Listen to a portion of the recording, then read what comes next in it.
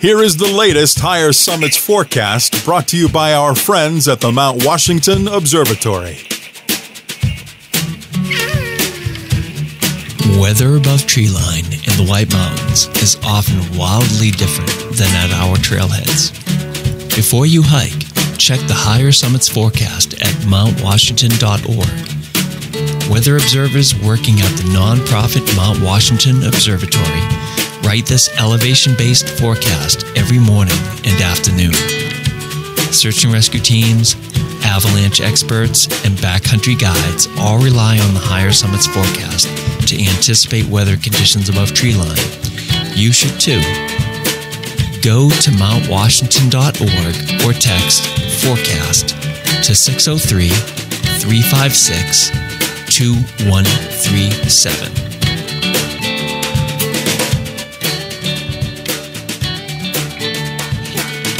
And here's your forecast for Saturday, April 6th and Sunday, April 7th.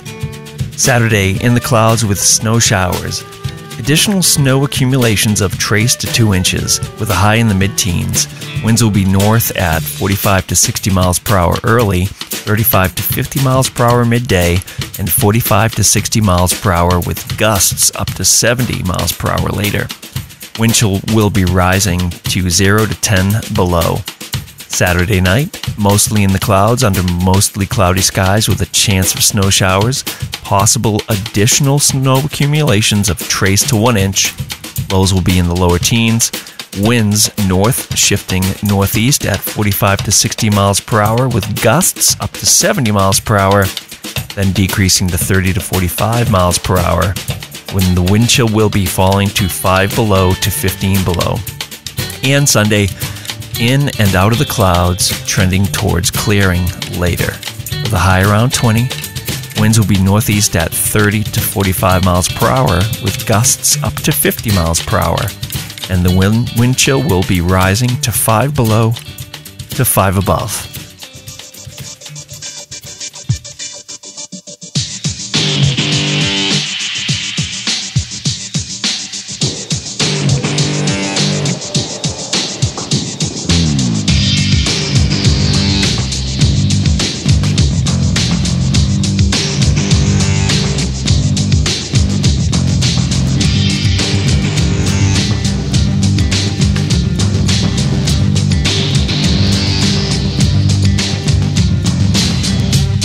Broadcasting from the Woodpeckers studio in the great state of New Hampshire, welcome to the Sounds Like a Search and Rescue podcast, where we discuss all things related to hiking and search and rescue in the White Mountains of New Hampshire. Here are your hosts, Mike and Stump.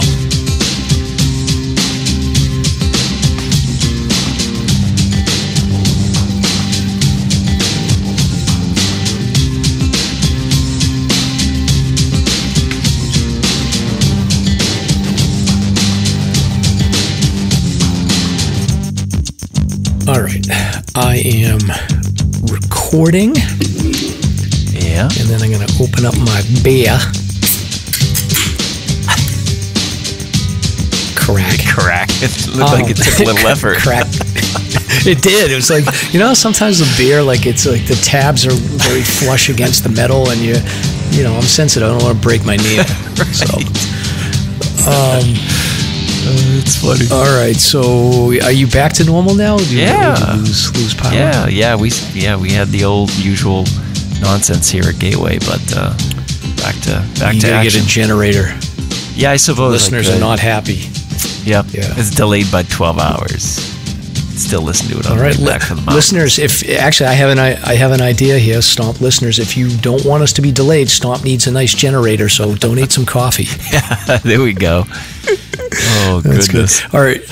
So we were chit-chatting right before the show as we were just getting our recording done, and we're trying to come up with like a nifty name for all the people that are going to be coming up. So Stomp was saying that there's like busloads of people on their way up to do the, where are they going? Like, where are they staying? I would assume that they're heading more north of the Notch, but I was coming back from work in Meredith on 93 North, and busloads of people were just driving by those big tour buses, and it's got to be for that. So this would be a good time to put on the Bigfoot outfit and scare some tourists. That would be funny. So, yeah. So we got to. So if any listeners like Stomp came up with a dumb name, I think I don't really like it. But if any listeners have an idea of like a name to call the people that are visiting, would you call them dark seekers? Yeah. That's not original though. That comes from I Am Legend, the movie about the zombies that come out at night. But dark seekers. I thought Eclipse hunters would be good, but I don't know if the listeners have any other good ideas. Yeah. How about tourists? Yeah, tourists. So no, I'm sensitive about that because I technically could be considered a tourist, so I don't want to be lumped in with those people. How about soon to be rescued on wintry trails?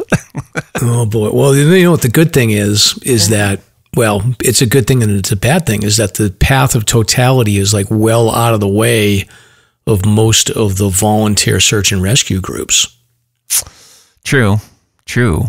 Yeah. So I don't know. It's going to be like the local fire and the fishing game is going to have to station themselves out there. Yeah, we'll see. I'll definitely Monday. I'm working the first part of the day, and at the afternoon time, I'm going to probably head north from where I am. I'll be closer to Littleton, but I think I might just head north and check it out and see what's going on.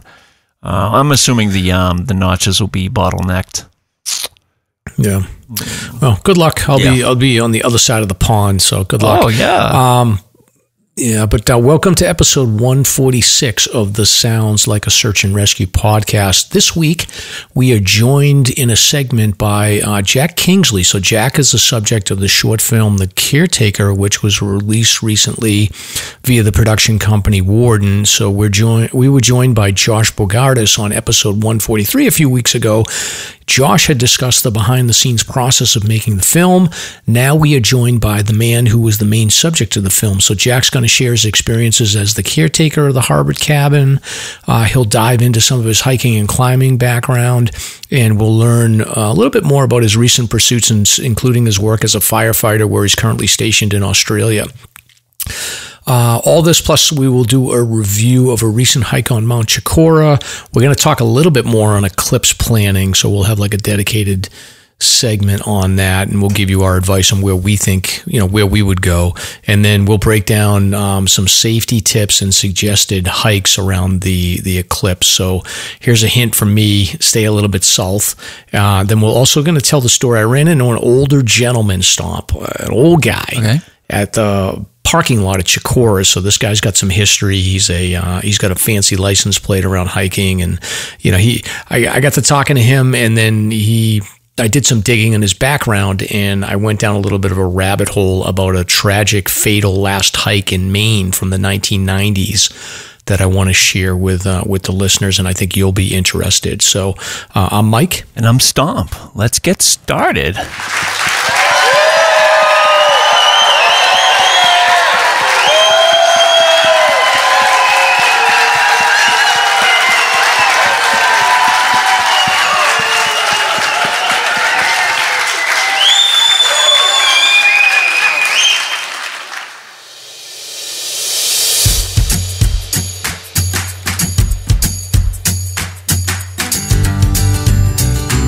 This is Ben Pease from Hiking Buddies. We are a 501c3 nonprofit committed to reducing avoidable tragedies through education, impactful projects, and fostering a community of support. You can find out more at hikingbuddies.org. We wanted to say thank you to those who have supported our mission, and most importantly, say thanks to those who speak up, who ask questions, and who are willing to provide guidance and assistance on the trails when needed. You embody what it means to be a hiking buddy. And now, for all my newer hikers out there, here's this episode's Hiking Buddies Quick Tip.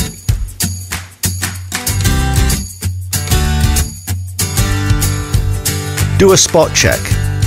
Ask questions of any hikers that are new to your team at the trailhead. Go over the 10 essentials, expectations for time and distance, and what the bailout plans are.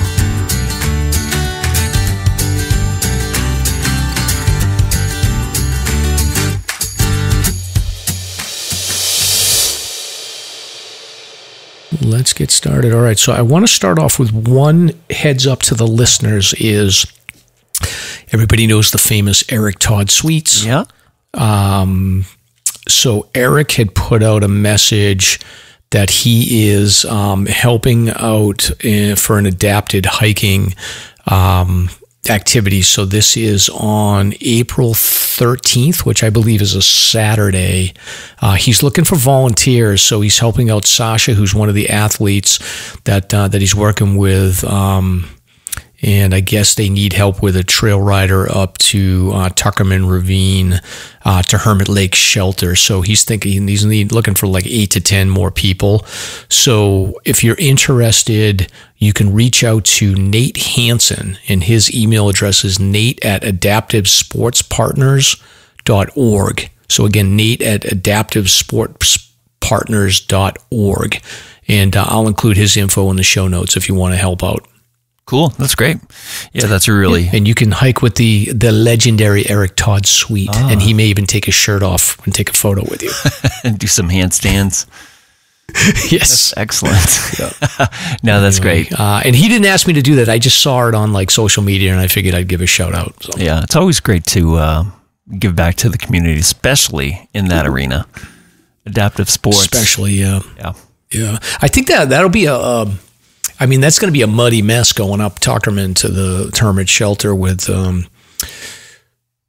that, but I think it'll be fun too. It'll be a fun muddy mess. Oh yeah, for sure. What's the date again? April 13th, it says. Okay. Which is a Saturday, I guess. Yeah. Okay. All right. Yeah. Hopefully the weather will cooperate. Yep. So, all right. So we got a couple of articles and topics that Stomp has pulled here. So the first one is continuing with our theme. Remember last week we talked about toilet paper use, and then we also talked about our friend in Maine who has been busted multiple times for climbing into those toilets. Yeah.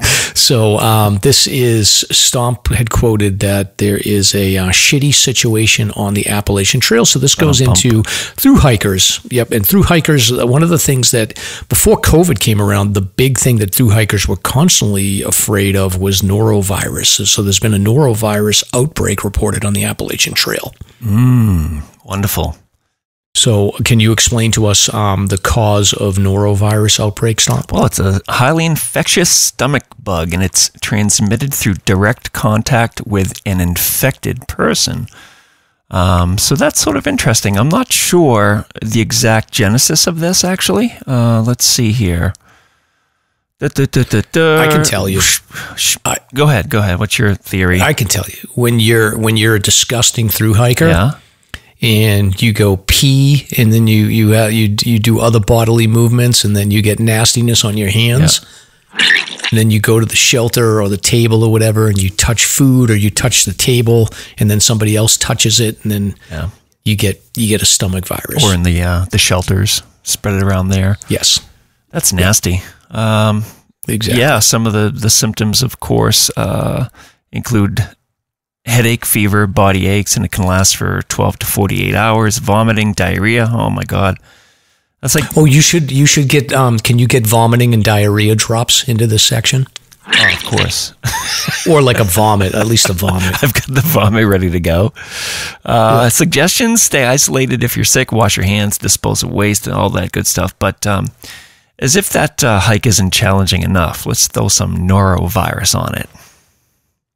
Amazing. Yeah, and they talk about here in the article too that like when you get into the Smokies, the hikers are required to stay in shelters at night, so you can't set up tents. So a lot of times you've got like 12, 13 people sleeping on top of each other. So it's really no surprise that you would get these outbreaks. But norovirus kind of went out of vogue when COVID came in, but now it's roaring back. So wash your hands, you disgusting pigs.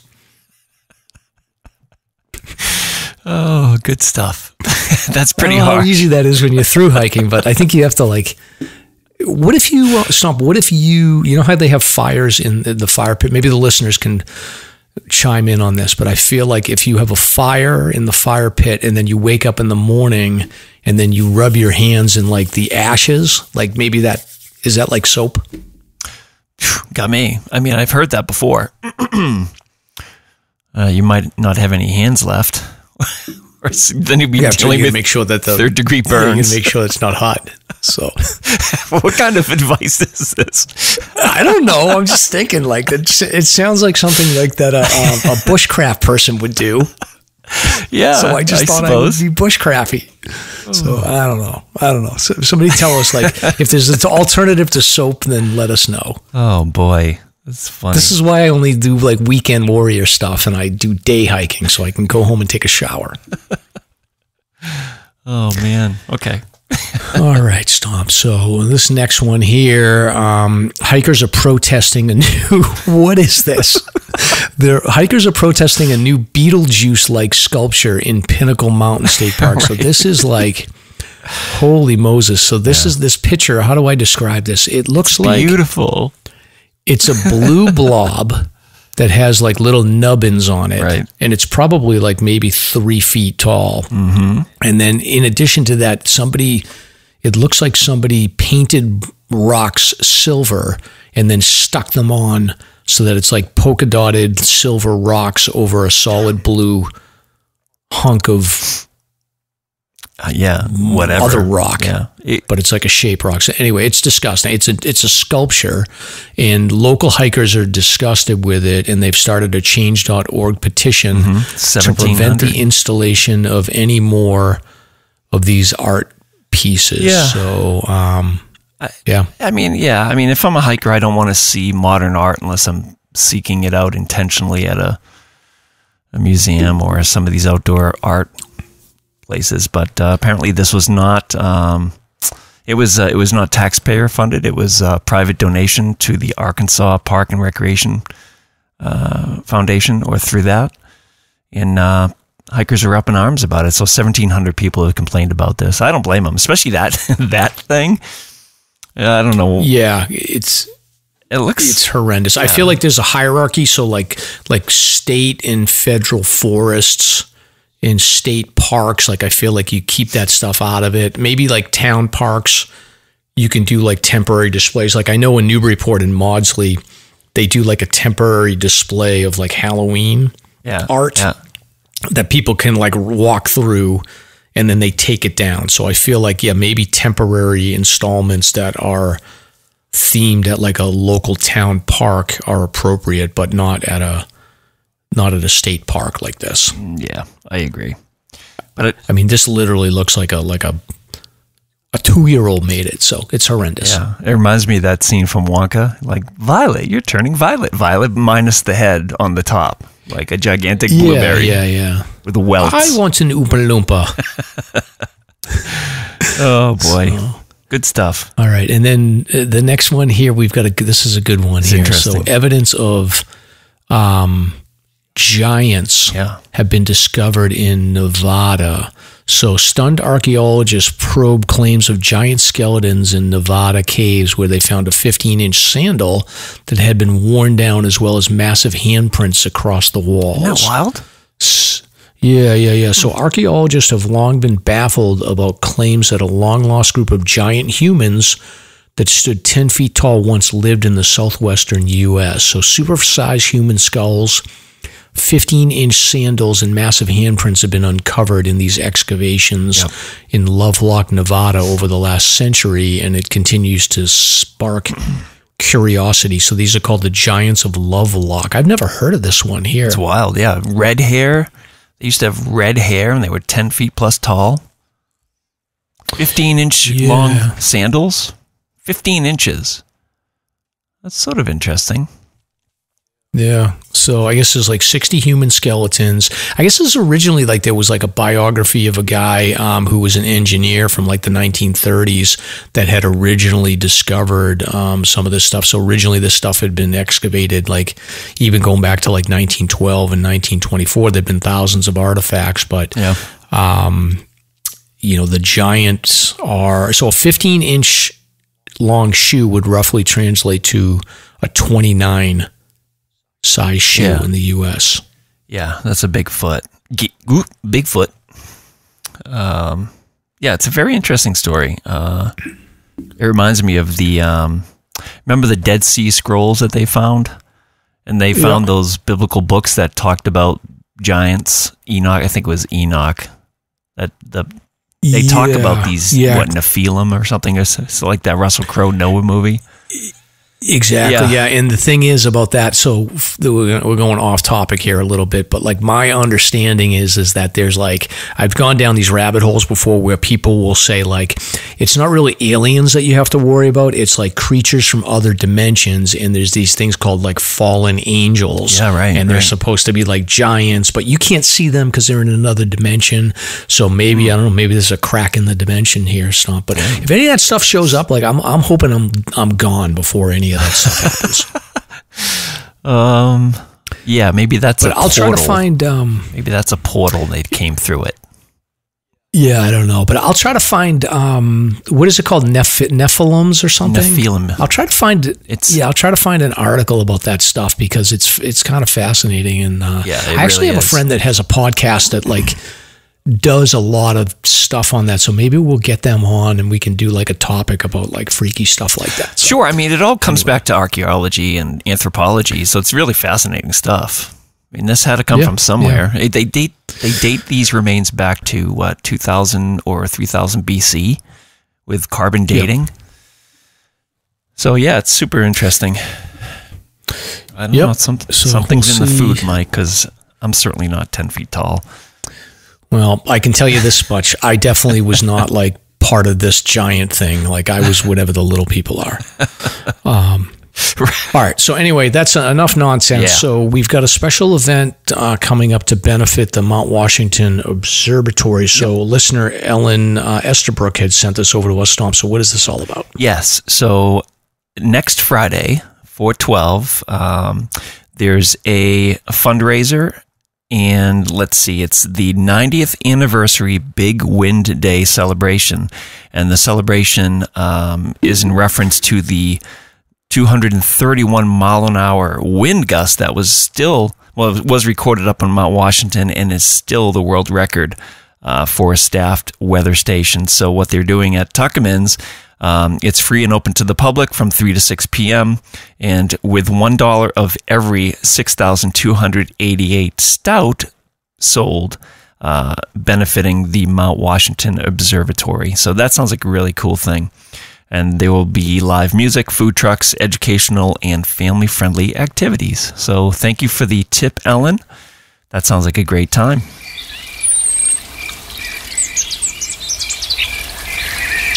Slasher's hiking topic of the week. Stomp, this is the part of the show where we're going to do a deep dive into the eclipse here. So we've got this is like 3 buckets. One is just general information about the weather and what to expect. Then Stomp's going to do a safety hiking tip. And then we're going to close out with suggested hikes for the eclipse. So 3 parts: general info, safety info, and then recommended hikes. So what do we got for general info, and how is the weather looking, Stomp? Well, let's talk about the weather. Thankfully, we just dodged a bullet. This storm came early, which is great. But for Lancaster, I believe we're looking at some warm, partly cloudy skies with a high in the 55 range. So that looks pretty good for that time frame. And specifically for the time frame of 3 o'clock, or is it 3:30 when the eclipse happens? I think it's 3:30 is the peak. Let's see what they're saying here. One moment. Monday at 3 p.m. is, clear blue skies. It's looking really good. No wind. So that's good. Yeah, the weather is, the things are falling into place. Yeah, that's right.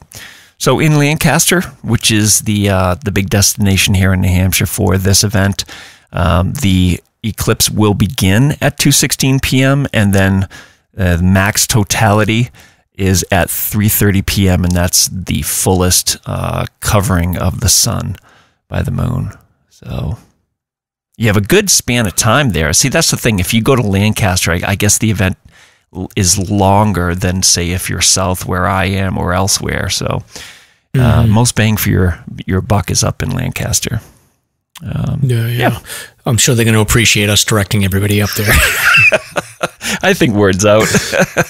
Sorry about that. Yeah, I can't blame us. And then you put a link in here, and we'll link this in the show notes, a list of solar glasses recommended by the American Astronomical Society. I can tell you, like, I've been through like multiple Eclipse, and like I've done the thing with the little pinhole in the cardboard box and all that. No, last time I just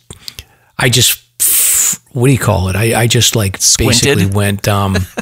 I squinted, yeah, and I didn't go blind, so I'm fine. I mean, the other thing is you can go without glasses and just like not look directly at it and just enjoy like the darkness. Yeah, that's what intrigues me the most. I love the shading and the darkness that comes. But apparently, when it's at its fullest, you can look up at it. I mean, I've read pretty much that if you're wearing those glasses at its fullest, you won't see anything. So, don't quote me. But that's what people are saying. Take them off at the fullest to actually see it. Can you use a telescope to, or do you still need glasses if you use a telescope? I remember as a kid having telescopes, and you would have to put a filter on your lenses. Yeah, you would have a special Eclipse lens that you would plug into your telescope to do that. So you got to be really careful with that. We'll include the list of solar glasses recommended by the American Astronomical Society. And then also you can go to Bank of New Hampshire. They're giving away free Eclipse glasses starting on Friday the 5th. So we're recording this show on Friday. So this will come out on Friday night, Saturday morning. So, you can go to Bank of New Hampshire and deposit your checks and get glasses. Yeah, first come, first serve. And that's pretty cool. Thank you. Yeah. And then the other thing is that there's a bunch of weaklings and wimpy states and countries that are declaring a state of emergency over this Eclipse thing. I don't quite get it. Not New Hampshire. No, they don't care. But like Kentucky, West Virginia, Ontario, Canada, Texas, Ohio, Missouri County, Charleston, Jackson County, and they're all declaring a state of emergency. It's probably just to get more money for like cops to like direct traffic or something. Indiana as well. I don't know. We've attached an article here which tells sort of some of the inside baseball as to why these agencies do this, and we'll let you scope it out. But yeah, I guarantee it has to do with just getting extra funding for staff and resources. Sure, but that's what I'm getting at. Somebody told me that if that is declared, then that opens the doorway to federal funds should they need it. But again, it's just an eclipse. I don't know. We're living free and dying up here, so don't worry about it, New Hampshire. Oh, man. Here's another thing: is New York City inmates. They're suing to be able to watch the solar eclipse after the state orders the prisons locked down. Interesting. Some of them are claiming that it's a religious event for them, so they're putting constitutional liberties in the spotlight with this. Isn't that wild? Yep. Hey, look, if you're in prison, I'm coming up with every excuse I can. I got nothing but time on my hands, Stomp. I'm coming up with, believe me, I'll come up with a million excuses. Sounds like the perfect time for a jailbreak. Nice and dark. Exactly. all the prison guards are looking up, so they should go underground to exit. Oh man! And then lastly, Ohio County is urging residents to stay home. Like, listen, this isn't COVID anymore here. Go outside and enjoy yourself. Like these states, they're a bunch of wimps. Yeah, some of them are like closing down highways, for goodness sakes. We're banning trucks on highways. I don't get it. Yeah. Meanwhile, like New Hampshire's got like 1-lane roads everywhere, and it's just like free for all. It's going to be chaos. Oh boy, yep. Oh, well, good luck. So, speaking of that, Stomp, what are some safety tips that you want to entail onto the listeners here? Oh, I think our listener base is probably well aware of these, but I think that a lot of people that aren't very experienced will be dominating the trailheads. But we do want to remind you that in cases like this, those smashers may be out there, smashing windows and stealing goods out of your cars. So be really cautious with that. And that reminds me, we do have those clings still available if anybody's interested. the smasher clings that stick on your windshield. But that's the first thing. Just be careful with your valuables. I guarantee those trailheads are going to be slammed. The primary ones anyway. Let's see. Due to the volume of people in the region, I would anticipate that if there was a rescue call, not only would it be difficult for rescuers to get through certain places like the Notch, which will bottleneck up without a question, but your rescue time is probably going to be delayed. So I would suggest if you're going hiking, make sure that you're prepared to sit out there for 12 hours or so waiting for a response, just because of the different factors. State agencies will probably be strained, dealing with all kinds of different things. So just be ready to sit around and wait. And in terms of the trail conditions, the trails are still mid to late winterish, early spring type of conditions. So make sure you have the right traction and gear that you need to hike properly. So just a couple little points there. Yeah, I think you've covered pretty much everything. I would say that, like, if you're an experienced hiker, like, it may be helpful for you to, bring your stuff in anticipation that there may be people you run into that don't have, warm clothes, don't have a sit pad, don't have anything to address like a lower leg injury, like a splint or things like that. So this is your chance. You could be a hero. That's right. Yeah, absolutely. Good call. Extra clothing, headlamps, the whole thing. Yeah, and then trailhead stuff too. I would say, make sure you have your portable car battery chargers, extra jack, things like that. Like flat tires, dead batteries. Those things happen at the trailheads. That's right. All right, Stomp. And then last but not least, suggested hikes for the Eclipse. So I guess I can go first on this one because you have more details. But matter of fact, I was talking to my friend Felipe, who I work with, because he's going to be going up there. And here's my opinion, is I've evolved a little bit. Originally, I was like, yeah, you want to go up to like Pittsburgh and maybe you do like Table Rock or something like that. But I think it's going to be chaos that far up into Dixville Notch.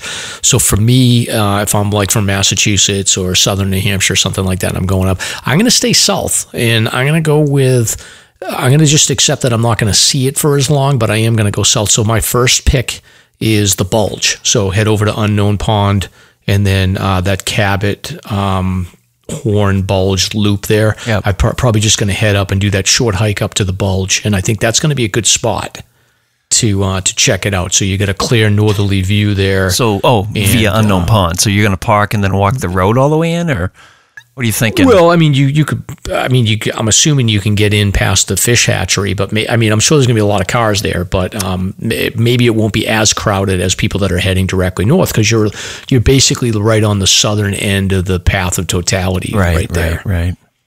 So I'm just thinking like that may be a good option for you, and you get a pretty clear view of the north. And then the other one is if you want to try to get a little bit farther north, go in through South Pond and do Rogers Ledge.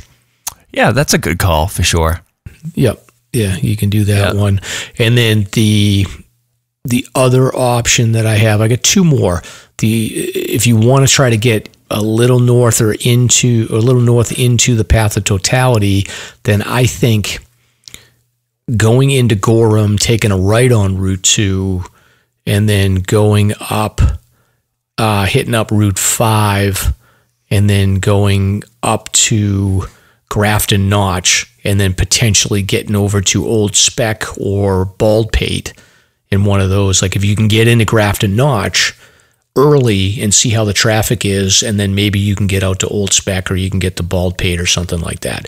I don't think it's going to be as easy to get into like that Success Pond Road in that area there, but I think that coming in from 26 might be an option. And then last but not least for me, Stomp, is just like get up there. Appalachia and just check out Madison and Adams. Gotcha. And just go from there. Yeah, those are good. What do you think about volume of hikers on these locations? Do you think there'd be a lot of people? Yeah, I don't know. I think I was thinking like Unknown Pond and like Cabot may not be as crowded because it's a little farther south and it's a little bit off the beaten path. Yeah.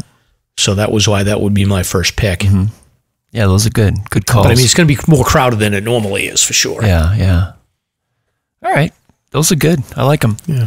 Yeah. What do you got? I have several. So the first one is a riot. So Canon is opening up their tram, and this is the quote unquote easiest option you would have, except for battling crowds. But they're having Eclipse Fest for this, and there's live music with Dub Apocalypse, a Boston band. So they're taking people right up to the top. There's going to be a slopeside stage, all the food. So you can check that out. That sounds absolutely amazing. But again, probably packed, if not sold out already.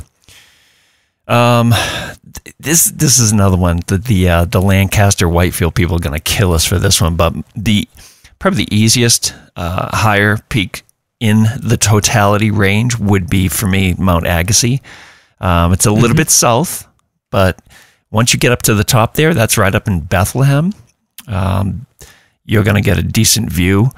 And next on my list is Cherry Pond. It's a really nice destination for snowmobiles in the winter, and it's a little harder to get to hiking, but there are 2 or 3 different routes to get to Cherry Pond. And when you get to Cherry Pond, there is a spot called Tudor Richards Viewing Platform, and it gives you this expansive view. It's like Pelennor Fields, if you know the reference from Lord of the Rings. Mm-hmm. It's just expansive. You get a view of Kilkenny. You get a view of the entire presidential. Absolutely fantastic spot. I think if I were to pick a place, that would be my first pick, because you won't see anybody there. And I think at most you're dealing with maybe 1.5 miles, 2 miles to get to the spot from certain directions. Upping the ante a bit to something a little more difficult would be Mount Martha and Owl's Head in particular. I think that would be pretty good, although it is a little bit more of an easterly view. Yeah, that's the one issue that I think you're going to run into, is that it doesn't perfectly face the north. Correct. But thinking about the position of the sun, I think it would probably work, but maybe not. I mean, at 3:30 p.m., who knows? Yeah, who knows? That is definitely a question. Mount Prospect is another location that is up in Lancaster on Route 3, and it's part of the Weeks State Park. It's a road walk up to an open field with a stone, I believe it's a stone fire tower. That's a really neat spot. That's actually on the highest 500, so if you're looking for a peak for the 500, you can bang that out. And then I went further north into Stark. I figured, you know what? Talk about a cool spot. How about North Percy? You'd have to do the road walk at this point. It's probably closed. But North Percy Peak would be epic, and that's an advanced hike at this stage of the game for this time of the year, because you're dealing with wet slabs and probably unbroken trails, maybe not. And let's see, Bald Mountain, back to the easy. Artist Bluff and Bald Mountain. Bald does face west and north, so you get a clear view north. I think that would be great. And then there's actually Bald Peak on the western side of the Kinsmans, which is maybe 2 miles up, which gives you a fantastic, more westerly view, but certainly a bit of the north as well. So those are my suggestions. Trying to keep them in that totality neighborhood, but it's tricky because it's certain places. Yeah, no, I think those are all good, and I think one thing I'll call out to the listeners is like Percy Peak's a good example. It's like Nash Stream Road will probably be gated, and I really don't know what the options are for parking at the gate. I have a feeling there's probably a few spots. But one thing that we definitely want people to avoid is, parking in places they're not supposed to park, or if police are stationed in a certain area and they tell you to move along, don't give them a hard time. Don't give the locals a hard time. There's plenty of I think trails and things like that are up in the northern area that rely on private owners to allow access. So don't screw up access to the hiking trails for this Eclipse by being difficult for the local owners or the police department, because this stuff can be taken away. And I don't know specifics, but just be understanding and understand that these people got, it's a Monday, people are coming and going from work and stuff like that. So just try to be respectful. And I know our listeners are always respectful, but it's the people that don't listen to the Slasher podcast that we just need to just remind them. So the listeners, if you're around and you see someone behaving incorrectly, just correct them. Yes, good words of advice. So be safe out there. It'll be over, and don't be a pain in the neck like Stomp. So to finish up with this section here, when is the next one? Isn't it like 2044, 2045? Yeah, 2045 is the coast to coast, and 2044 is the next one. All right, Wild. So 20. So I'm going to miss this one. So then the next one, my next bite at the apple. Let me just do math here. So 2045. So if I minus 20, that gets me to 2025. So 21 years. So then that puts me at 70 plus 1. That's 72 plus 70. So I'll be 73 the next time I get a chance to do this. Oh, my God. Yeah, I don't think you're going to be too concerned about it at that age. Yeah. Welcome to Slasher Podcast episode 1037. Yeah, it'll be all AI by then. We'll be long gone. And then we True. I don't know. It'll be false. Yeah. All right, Stomp. And then I see here in the show notes, you've got a cool Blackhawk story that you want to yeah. I mean, I'll just share it quick because it took me by surprise, but I was coming up from Benton on the Kank, coming from North Haverhill back up towards Lost River.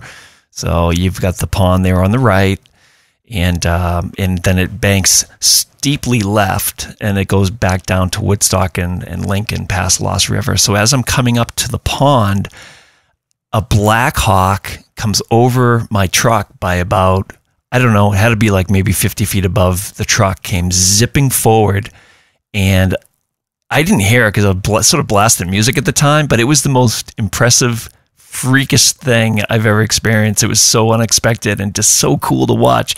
So the Black Hawk comes over, hits the end of, say, where the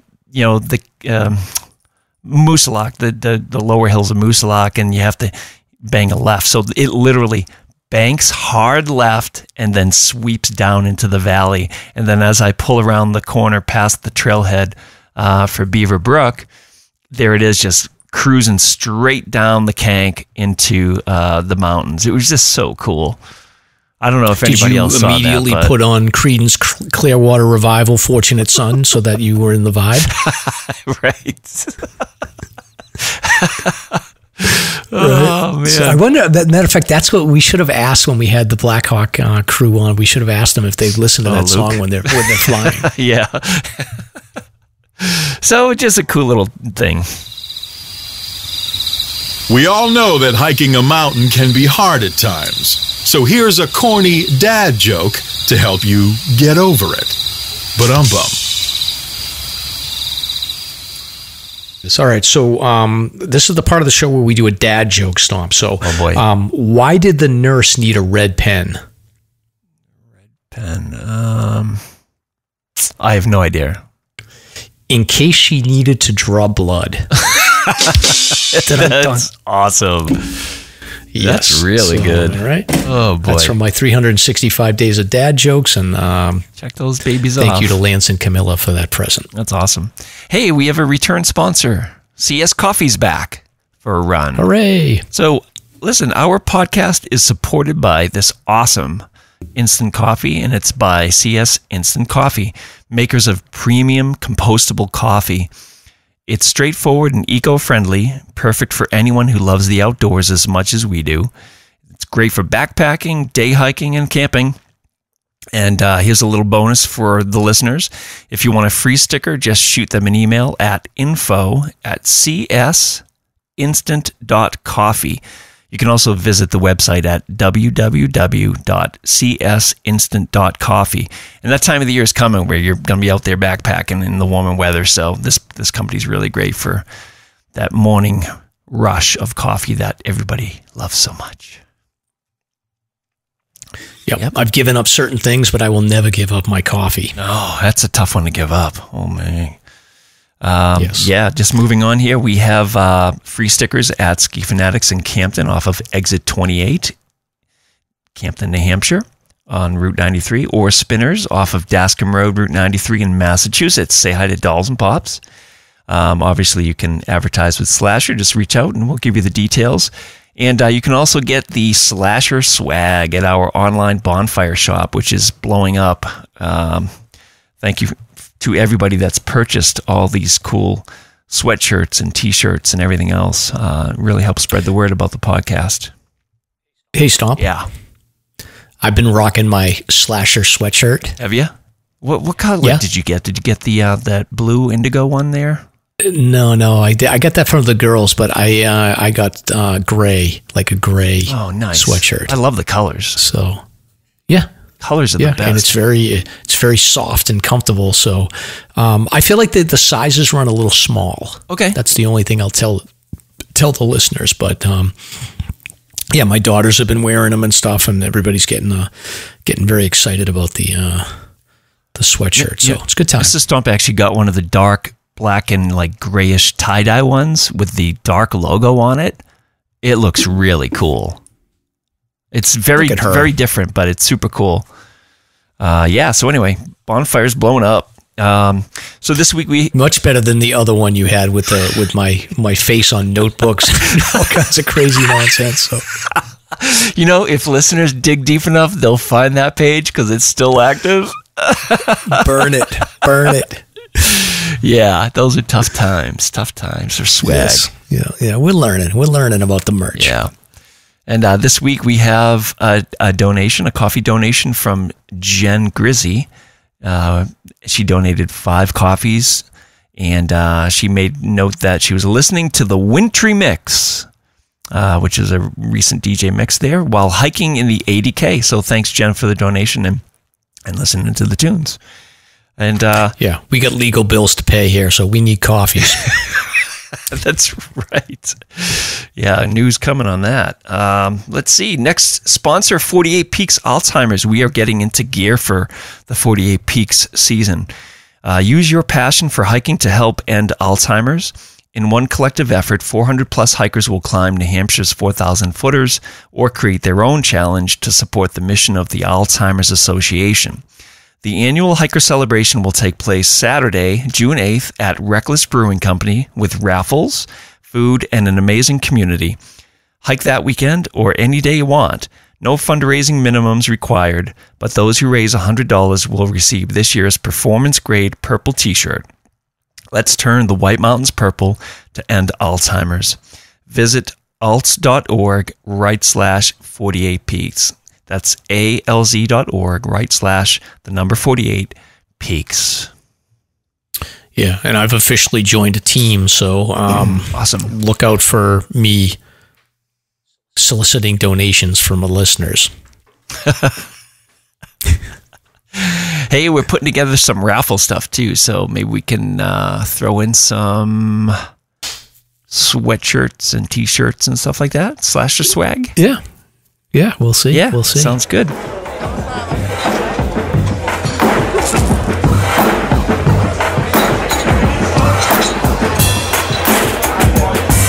Hey, hold my beer. It's time to find out what Mike and Stomp are drinking. On this week's Beer Talk.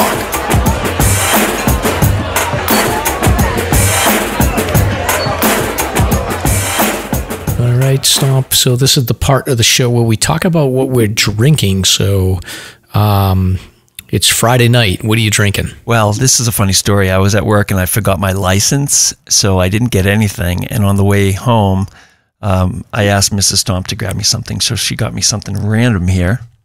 And it's a Super Santilli DIPA, Night Shift Brewing, 9%. I'm not going to be able to edit after this one. Oh, wow. Yeah. But what does you not having your license have to do with not getting beer? Oh, I have one of those small little compact Ridgeline wallets, the metal elastic things that hold all your cards. So I left it at home by accident. I didn't have my so you left card. Your wallet at home. Yeah, call it a wallet. Yep. License wallet. That's what it's called. It's not called a license. It's called a wallet. True. But I left my license and my wallet. Yes. You have to be more concise, Stomp. I was like, as you're saying that, I was like, this makes no sense whatsoever. So I had to dig into that. So, all right. And so you're drinking a 9% beer, and I'm drinking a Clouded Judgment by Reckless Brewing. Ooh. And I've ripped through my Reckless beer. How many did you get? I got 2 4-packs, and I think I have like 3 left. Wow. Yeah. For me, that's ripping through. I got to ask, when you're playing Harry Potter, do you pop a beer and like sit back and chill? I actually do. As a matter of fact, you can kind of see, like, I have the TV right here. Oh, yeah. And I sit right here, but I turn around and then I keep my beer right next to me. So, and I would like to announce to people, because I know people have been wondering, I have defeated the final boss in Harry Potter. So I have completed the game. Wow. So who was it? Voldemort? No, it's like some troll guy or some goblin guy. Huh. And Stomp, when we do the edit for this, can you make sure that when I say I've defeated the game, that you do some sort of a victory music drop on that? Yeah, there was much rejoicing. The Monty Python. Yes. So, yeah. So first time I've been, playing video games in many, many years. But I think great. It's a one and done. I'm over it. My video game era is done.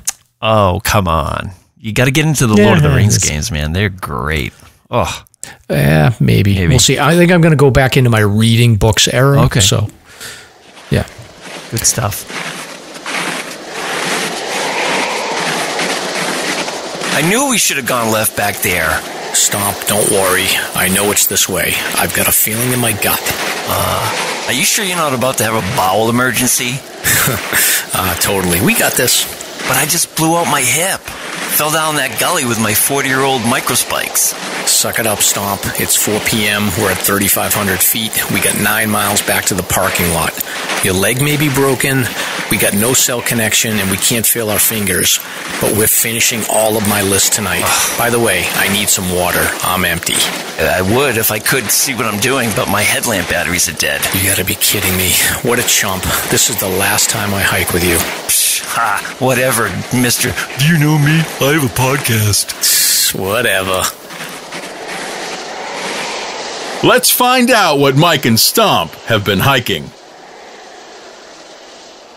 All right, Stomp. So this is the part of the show where we talk about our recent hikes. So I know that you don't actually hike anymore. So I don't know. Do you have anything to share, or should I just go? No. Well, I mean, my knee is back to normal, so I'm actually running again a bit, and I hope to get out this Sunday with Mrs. Stomp. We're planning on doing Plymouth Mountain, actually, which is always a great hike. And but this is breaking news. Mrs. Stomp has taken up running. She has sneakers. She's gone out and she's like running down to Welch Dickey and back, and like look at her riot. It's so cool. Yeah, it's a nice thing to share. So, and I've yet to break her into the hills yet, though. So we'll see how she handles that.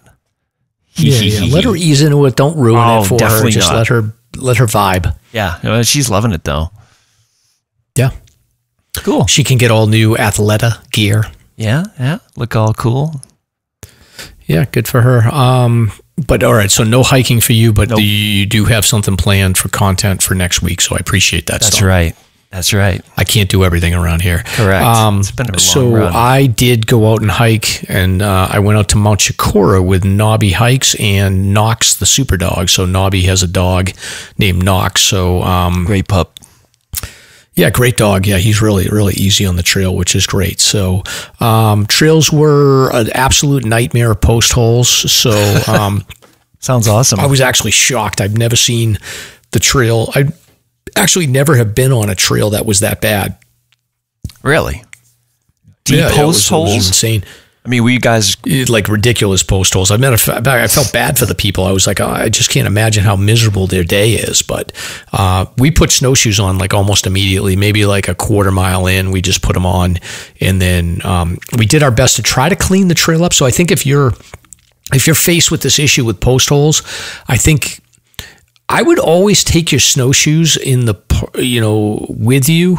And I think like a lot of people think like, oh, I'm just going to leave them in the car. I'm going to save the weight. Like you don't have to just like drop your snowshoes in the car. Like you have options. Like if you bring your snowshoes and you're a mile in and you feel like, okay, the trail is cleaned up, like there's nothing stopping you from just dropping your snowshoes and then getting them on the way back. So you don't need to just leave them in the car. You can test out what the trail looks like. And I feel like if a lot of people had done that, it's not an all or nothing decision about snowshoes in the parking lot. Like bring them with you. And then if you find like, okay, yeah, the trail's really cleared up, maybe you can drop your snowshoes like a mile in and then get them on the way out or something. But interesting. This was like crazy. So we did our best to try to clean the trail up. So I was like, kind of pounding through as best I could. Early on, it was very like hard because everything was iced over. But then as it warmed up, and it ended up getting to be like 55 degrees, like almost 60 degrees that day. So like by the time we were coming down, we were cleaning the trail up pretty well. But we ended up getting up to right below like the trail split at Champney Falls, like on those ledges on the Piper Trail. So we just went Piper Trail up and back. Okay. And when we got like right below the trail, like there was 2 sets of footprints that were post-holing the whole time. And I was like, wow, they must be miserable. Then I was like, well, I hope they're just ahead of us today, because if not, they've been out here all night and they must be really in trouble. But they ended up like, there was 2 young hikers that actually were heading down as we were heading up. And we ran into them, and like they kind of knew. They saw the snowshoes on us, and the kid was like, "Yeah, we left our snowshoes in the car. That was a big mistake." And I said, like, "You guys must be exhausted." And they were like, "Yeah, we're never doing this again." So it was a lesson learned for them. They're young kids. One of them was like 16, and the other was like 18 or something. Yeah. Shout out to this kid Will. He's a 16-year-old. He's done the 4,000 footers. Done a bunch of winter hiking. He just they just left their snowshoes in the car, and they rolled the dice, and they got bit. Yeah, so interesting. So was it a matter of previous post holes that were just there, or post-holing, active post-holing, just fragile? The lower part of the trail, so the first 2.5 miles of the Piper Trail was just like wide post holes everywhere. And I've actually put some videos up on the Slasher Instagram. And then as we got higher up, once we got to the ledges, it was just those 2 young people that were busting through, and everyone else must have turned around and gave up. Did Nobby tell you his story about the Twin Way when I first met him? Oh, yeah. Oh, yeah, he did. Yeah, I've heard that story. Oh, yeah. He suffered immensely that day, but anyway. Yeah. But overall, it was good. We got up to the the trail junction at Champney Falls right before you break out above tree line, and we geared up. The wind was whipping pretty fiercely. Yeah, but it was like so sunny out and it was warm, so everything was fine. We got up to the summit. We probably spent about 20 minutes on the summit. Knox did great, and took a bunch of awesome photos, and it was just a perfectly clear day. And we headed down, and then we didn't see anybody except for those 2 young people until we started heading down. Right below when we got below tree line, we saw like another group of like 15 people, and none of them had snowshoes, and they were all just miserable because there was by that time the sun had been hitting, and they were all sinking in, and they looked like not happy at all. And I was just like, none of them had snowshoes, and I was like, look, you got to bring snowshoes in this time of the year. Yeah, I have to say, this time of the year is a great time to discover bushwhacking, because it's actually really enjoyable. Yeah. I mean, I don't know how fun it would have been the day we went, but because the snow's still pretty deep there. But I guess, I'll defer to you on that. Cool. So anything else on that? I mean, I saw the video. The video was cool. Yeah, no, it was a good hike. I did actually, so I want to move into another segment that is sort of like a segue based on the hike that I did. And so I want to talk about an old guy that I met that he finished like the Northeast 111, 115, like in the 90s. And then from meeting him, I went down a bit of a rabbit hole about the story of a hiker by the name of Jeffrey Rubin, who was a Tufts professor who died on so this guy had been hiking the New England 100 highest, and he actually died in the 90s on his finish hike. So he had done 99 of the New England 100 highest, and he died on his last hike in Maine. Wow, that's twisted. Yeah, it's a crazy story. So, but let me start with, essentially me and Nobby, we finish up our hike, and we had done a couple of videos for the Vaucluse, which, we'll do an advertisement for Vaucluse, but I was filming up a final sort of video of our back sweat for Vaucluse gear, which, just a heads up, worked perfectly. Like we didn't have any sweat at all on the whole hike. But as we're finishing up, we're putting our gear in the back, and this guy pulls up, and originally he pulled up at the Piper Trail, and we had gotten the first spot, like right by where you pay your money for the parking. And I immediately was like, oh, this must be the Forest Service, and I immediately was like, oh, well, I have I buy the sticker every year, but I was like, I hope I'm up to date on my sticker. I think I am. And I started talking to him, and he was like, oh, how you doing? And I said, oh, great. And he's like, how was the conditions up there? And I said, oh, they were really nice. And he's like, was it windy? And I said, nah, well, it was pretty windy, but it wasn't too bad. And then I showed him a few pictures, and I was like, yeah, this is the view today. And he's like, that's great. So it turns out that this guy he didn't work for the Forest Service. He's 84 years old. And I asked him, I was like, oh, are you going up? And he said, no, I can't hike anymore. I'm 84. My knees are no good. But he's like, look, I used to hike all the time. And he's like, look at my license plate. So I go and I look at his license plate.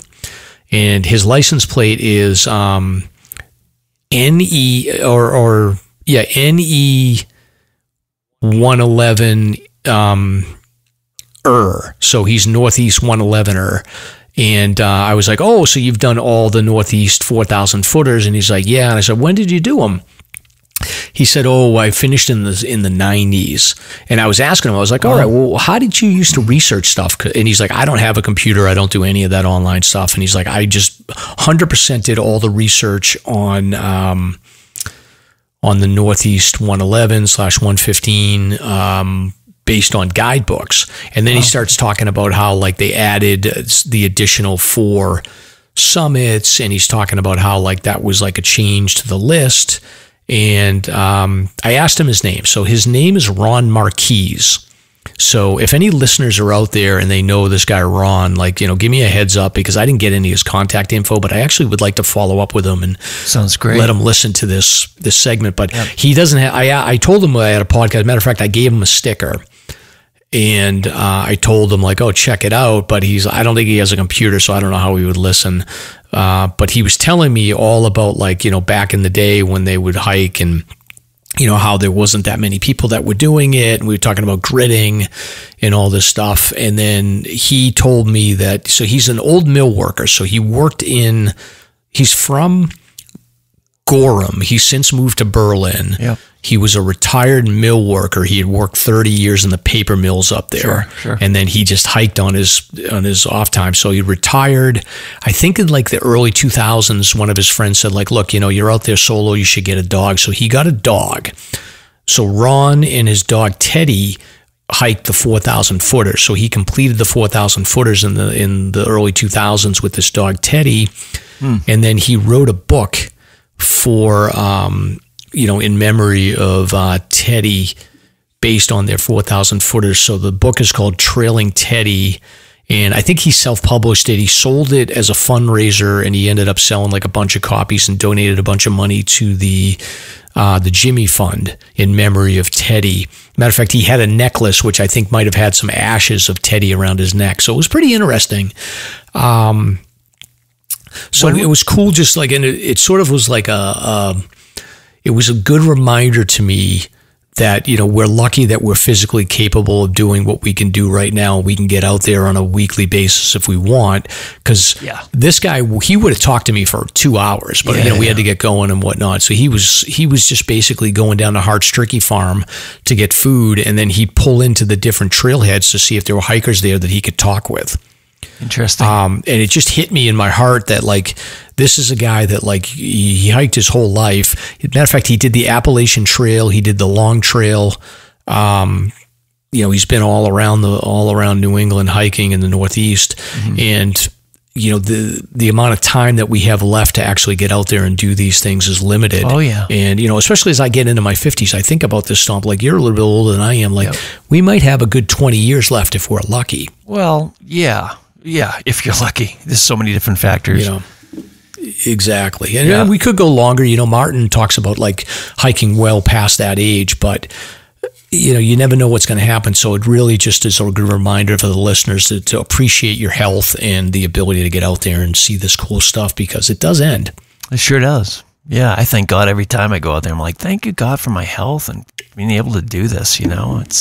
I've met a lot of patients, by the way, just doing physical therapy that are former hikers, and they tell me, is like, I miss it so much, and it makes you think big time. Like, oh man, count every day for sure. Yeah, enjoy it. I wanted to backtrack for a second, though. When was that book published, and is it available? It's not available. I think it was published in like 2013. You know, when he started talking about his dog Teddy, and he like lit up, and he was like, you know, he was the greatest dog ever, and you know, basically it was all about like him hiking in New Hampshire, Maine, Vermont, the Adirondacks, and the Catskills with his dog. So, you know, and I did a little bit of Googling on this guy when I got back home, and I was like, well, because he told me the book, and I looked the book up as I was talking to him, and I actually joked with him. I was like, look at this young guy in the photo, because he's got a earlier picture. And he's like, yeah, that was me. I was younger. Yeah. But I looked him up, and he's actually written at least one article for the Conway Daily Sun, which is a pretty good article, and I'll link it in the show notes. But in the article, so Ron Marquis is the guy that I met on the trailhead, the 84-year-old.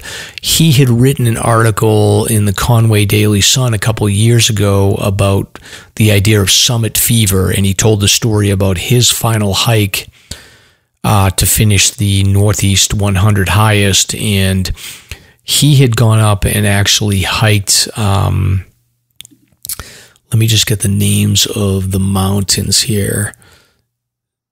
So it was Fort Mountain. So he was going up to hike North Brother in Maine.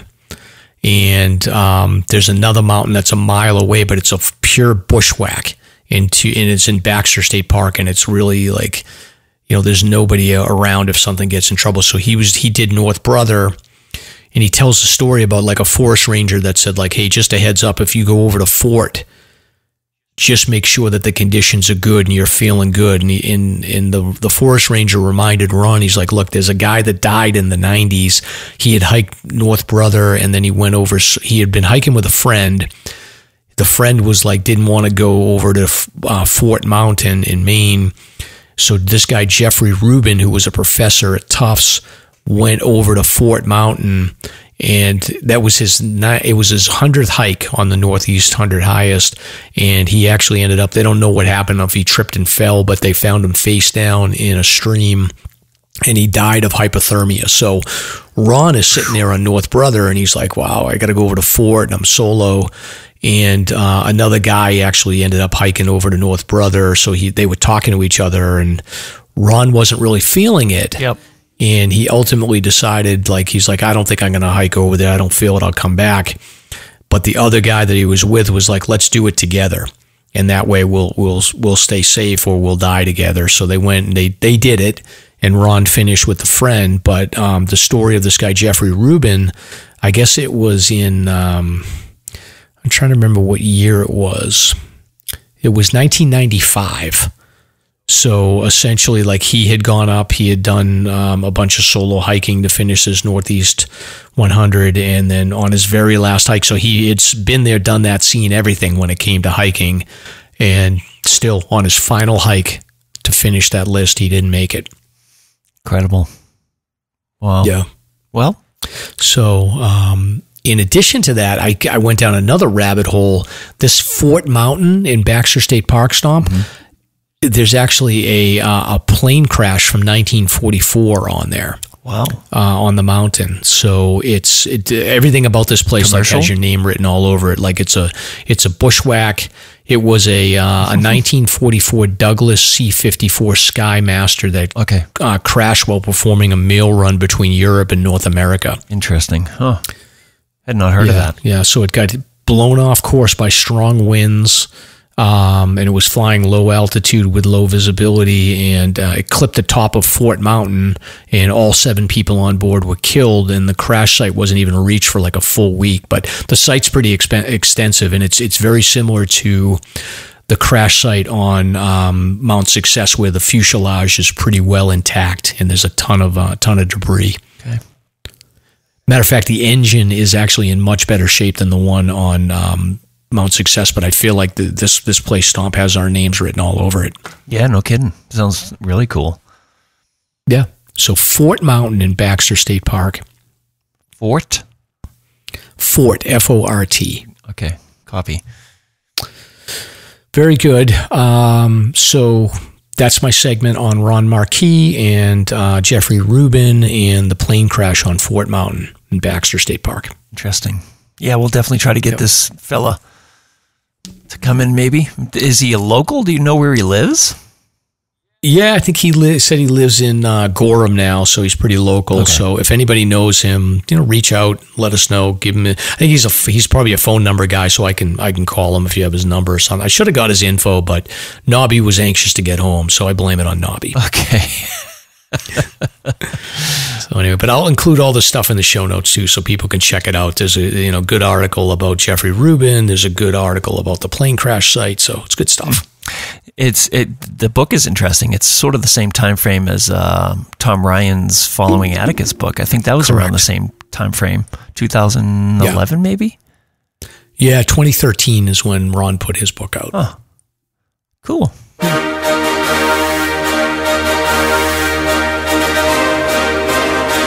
It's time for Slasher's Notable Hike of the Week. If you want to be considered for the Hike of the Week, simply tag Slasher on your social media post. Very good. So next up here, Stomp, is the notable listener hikes of the week. Yeah, that's right. Here we go again. Who's going to win? We never know. So if you're interested to be considered for the notable listener hike of the week, tag Slasher on your adventure to be considered. And there's no guarantees that you'll be selected, but there's a good chance, unless your name is Dave. So we have several here. Dan VSDV, I'm not even going to guess how that one's pronounced, hiked the Finger Lakes Trail. Littlefoot comes in with an Easter egg hunting adventure in the Belknaps. Gingerbeard Keen tagged us for an Easter Sunday hike up Mount Pierce. And it's funny that Cardigan shows up quite a bit this week, but Marley Sue too hiked Cardigan Lodge to the summit via Fire Screw Trail. That's a really nice hike. Boreal Badass, a.k.a. Xbox, a.k.a. Real Badass, hiked Winnewetta Falls and Square Ledge, including a thigh-deep excursion through Ellis River. Sounds refreshing. And last but not least, Liz Fay tagged us. Oh, I'm sorry. There's one below the line here. Liz Fay, Orange Mountain via Skyland Trail. And then finally, Cindy Chest did Mount Watatic from the southern terminus of the Wapak Trail to the Mass-New Hampshire border and then back. That's pretty cool. I commented on Liz Fay's post about Orange. Orange is fantastic. Cardigan's beautiful in and of itself, but Mount Orange is just another trail that's about 1.5 miles, 2 miles south, and you get this expansive view of Mount Cardigan, which is really cool. Yeah. So anyway, my only concern with Liz is so she hikes with Dave, right? She does. And I'm wondering if this is like a sneaky attempt, like if we give Liz by default hike of the week, then she's not telling us that Dave was with her, and then he can claim that he got it. Oh, this is interesting. So you're putting Liz in a weird situation here. Well, I don't want to accidentally give Dave the notable hike of the week, so I think I'll go with Marley Sue, our friend Marley, the Cardigan hike. So good for you. That's notable great hike. Oh, I was doing some cool research this week about the Holt Trail.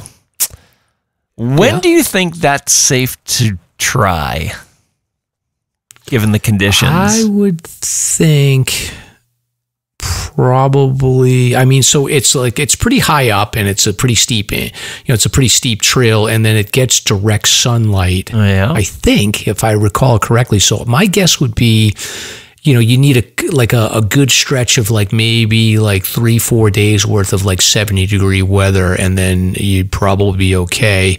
I don't know about I didn't actually go up or down the steep section of the Holt Trail. I just did the Fire Screw Loop, and then connected with the Holt Trail down low. Yeah. So I don't know what it looks like before you get, I don't know what it looks below tree line, which isn't going to get as much sun. Oh, yeah. It's probably soaked But anyway. I would think like mid-May, late May, you'd be okay. I don't even know, do they like close it down to hikers, the Forest Service? I don't really know. I really don't know. But if anybody knows, let us know. That's on my radar for sure. I'm really curious about that one. But Yeah. I mean, it's steep. Like I've been up there. Matter of fact, I do want to get back to Cardigan again. That's a great hike. Oh, it's beautiful. But hey, let's just talk about Vaucluse for a moment before we get into the segment with Jack. Does your backpack not provide enough ventilation? Does your back sweat too much when backpacking? As you know, sweat can be extremely uncomfortable on the trails. Plus, sweat is a serious risk factor in both hot and cold climates. As your clothes get wet, your core temperature can dramatically fluctuate, and this can result in hypothermia, heat exhaustion, and dehydration. Let's not forget, just plain old, very uncomfortable.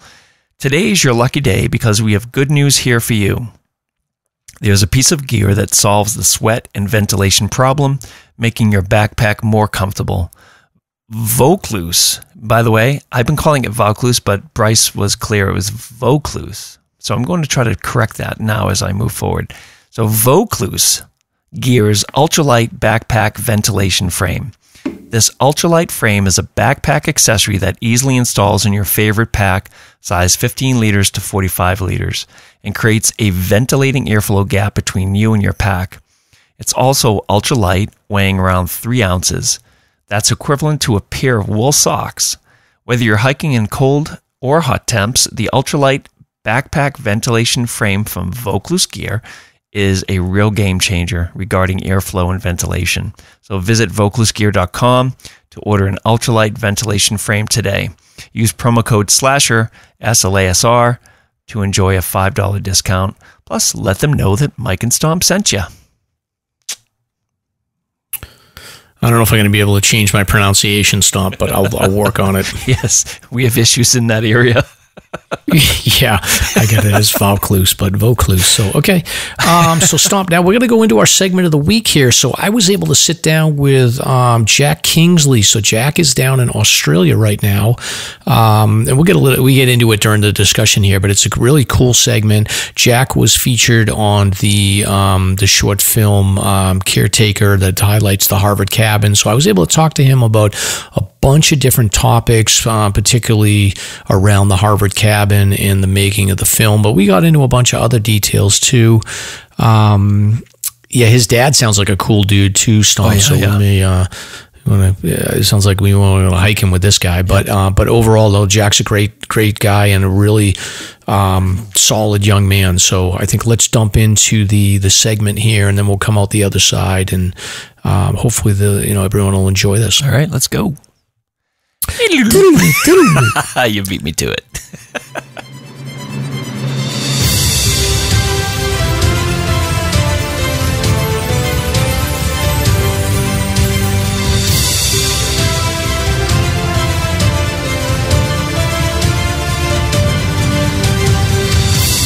It's time for Slasher's Guest of the Week. Very cool, very cool.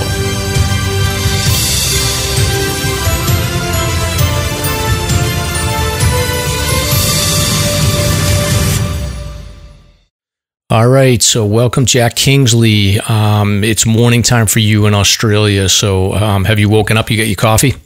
I'm good to go. Best coffee in the world is here in Australia. Yeah. So you said you're going surfing after this. I am. It's summer here. Yeah. Did you surf before? Have you ever surfed before? Like, were you a surfer up in New England? No, I mean, I'm a little bit of a kook when it comes to the water, but I still enjoy paddling out. Yeah. Do you get freaked out over, like, I know there's like sharks and stuff in the water. Do you get freaked out over that? I am a little concerned about being eaten by a great white, but so far so good. Don't know any Indian, so it should be all right. Yeah. No, did you have to take lessons, or are you just winging it and learning yourself? Just me and a longboard. Really?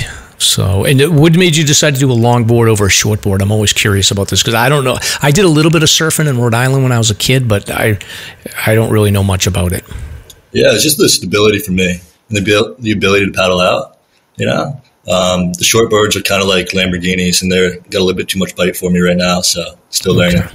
All right, well, you'll get there. So we'll talk more about Australia in a minute, but for the listeners, just a little bit of background. So we did, a couple of weeks ago, we had our friend Josh on. He was like the director, producer for the Caretaker short film. So you're the guy that was the subject of the film. So we shared that with our listeners, and I got a lot of real good feedback. And it's really interesting because I think a lot of the listeners of this show were into New Hampshire hiking and understanding what goes on for the caretakers, and the hut system is of interest to us. So we, I think after the episode, maybe Stomp and your dad connected, and then he put you in touch with us. So appreciate you joining us. But I wanted to talk a little bit about your background with the cabin, talk about the film, and then just sort of learn a little bit more about you. So I guess maybe to start off with, can you introduce yourself and give a little bit of background about sort of your growing up and so your background in outdoor stuff in New Hampshire and New England?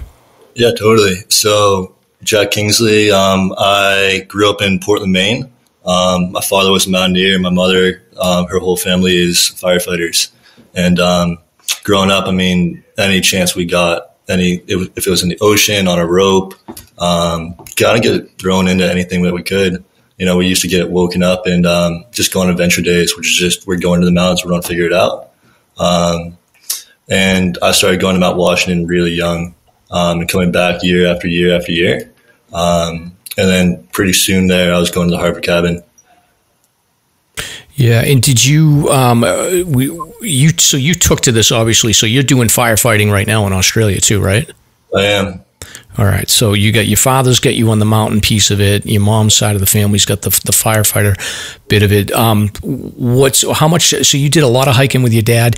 Was he like a list guy, or did you pay attention to any of that, or did you just basically follow where he told you to go? Yeah, I think it started with him. You know, we started when we were 5 or 6, so it's just kind of taking a walk in the woods, and that's progressed as we went along. Pretty quickly, it became, you know, handing me the map and going, where do you think we are? Where we want to go?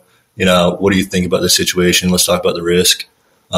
He did expeditions all around the world, and it was kind of a mystery growing up because you'd be talking to him and all of a sudden he'd be talking about, oh, when I was in Nepal with the monks, or, you know, paying off warlords in Afghanistan, you know, while going on expedition. So he had a wealth of knowledge to pass on. Wow. And did you start hiking solo or like with your friends pretty young? Yeah. I mean, as soon as I had a license, I was trying to get to the mountains as soon as I could. Wow. Do you feel like because you carried on like your parents' legacy, did you ever feel like I want to rebel and do something totally different and, you know, move to the city and, you know, play that game? Or were you always just sort of in a vibe with your parents? You know, that's a fair question. No, I mean, I just genuinely enjoy being out. I genuinely enjoy being a firefighter, and I love being in the mountains, you know, so I'd feel like it's kind of my space as much as it is my family space. Yeah. And did you get into winter hiking pretty early as well? Yeah. I mean, growing up in Maine, you know, we have a long winter and you got to find a way to have fun.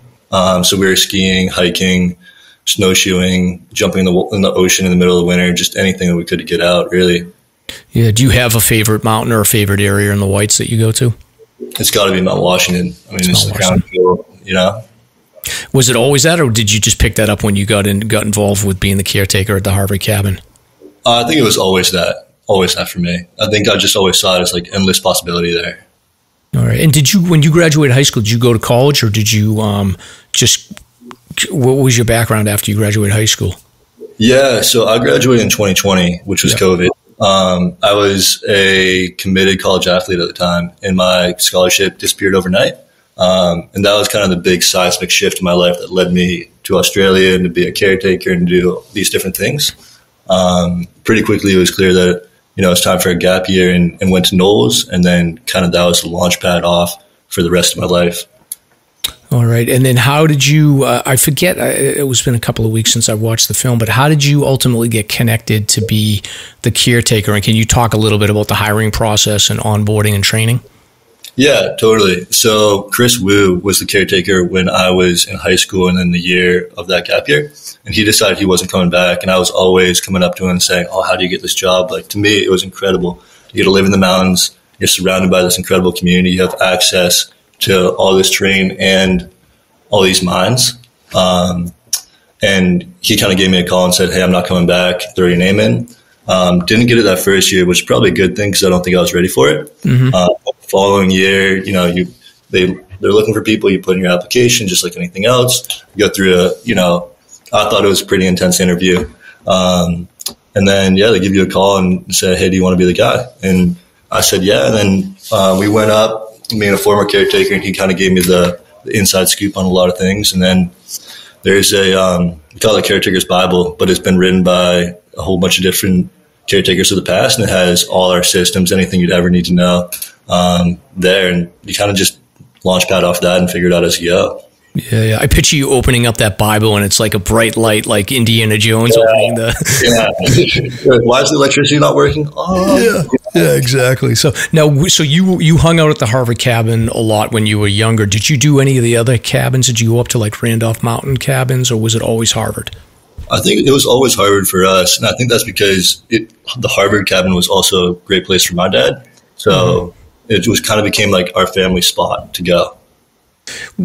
So I've climbed Huntington Ravine a bunch of times in the summer. I've never been in there in the winter. Matter of fact, I haven't been on that side at all. Yeah. Like I actually meant to do Lion's Head this winter, but it's just too easy to go up Ammonoosuc and then sled down the Cog. So I've always played on that side in the winter, but I've done Huntington a bunch of times in the summer. Do you, when you're over on that side, do you go into Huntington, or do you usually bypass it and just go up to Tuckerman?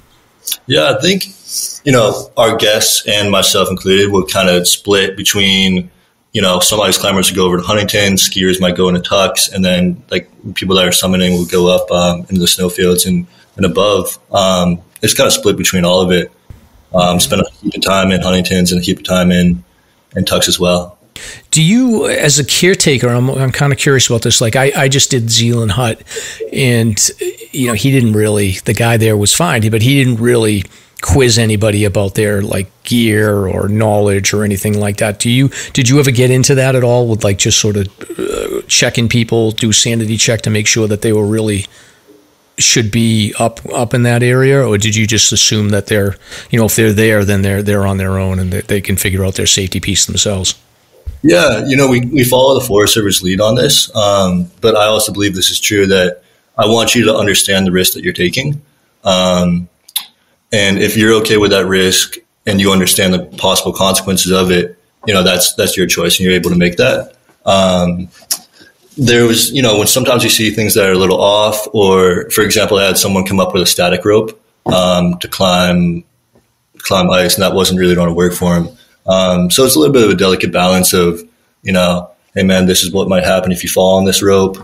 Here's another option that might be super fun for you. Let's get you, if you want to be an ice climber, let's connect you with, a couple local guides. These are great people. Or come out with me on my rope. That was I would sometimes go out with guests. That's not like an everyday thing.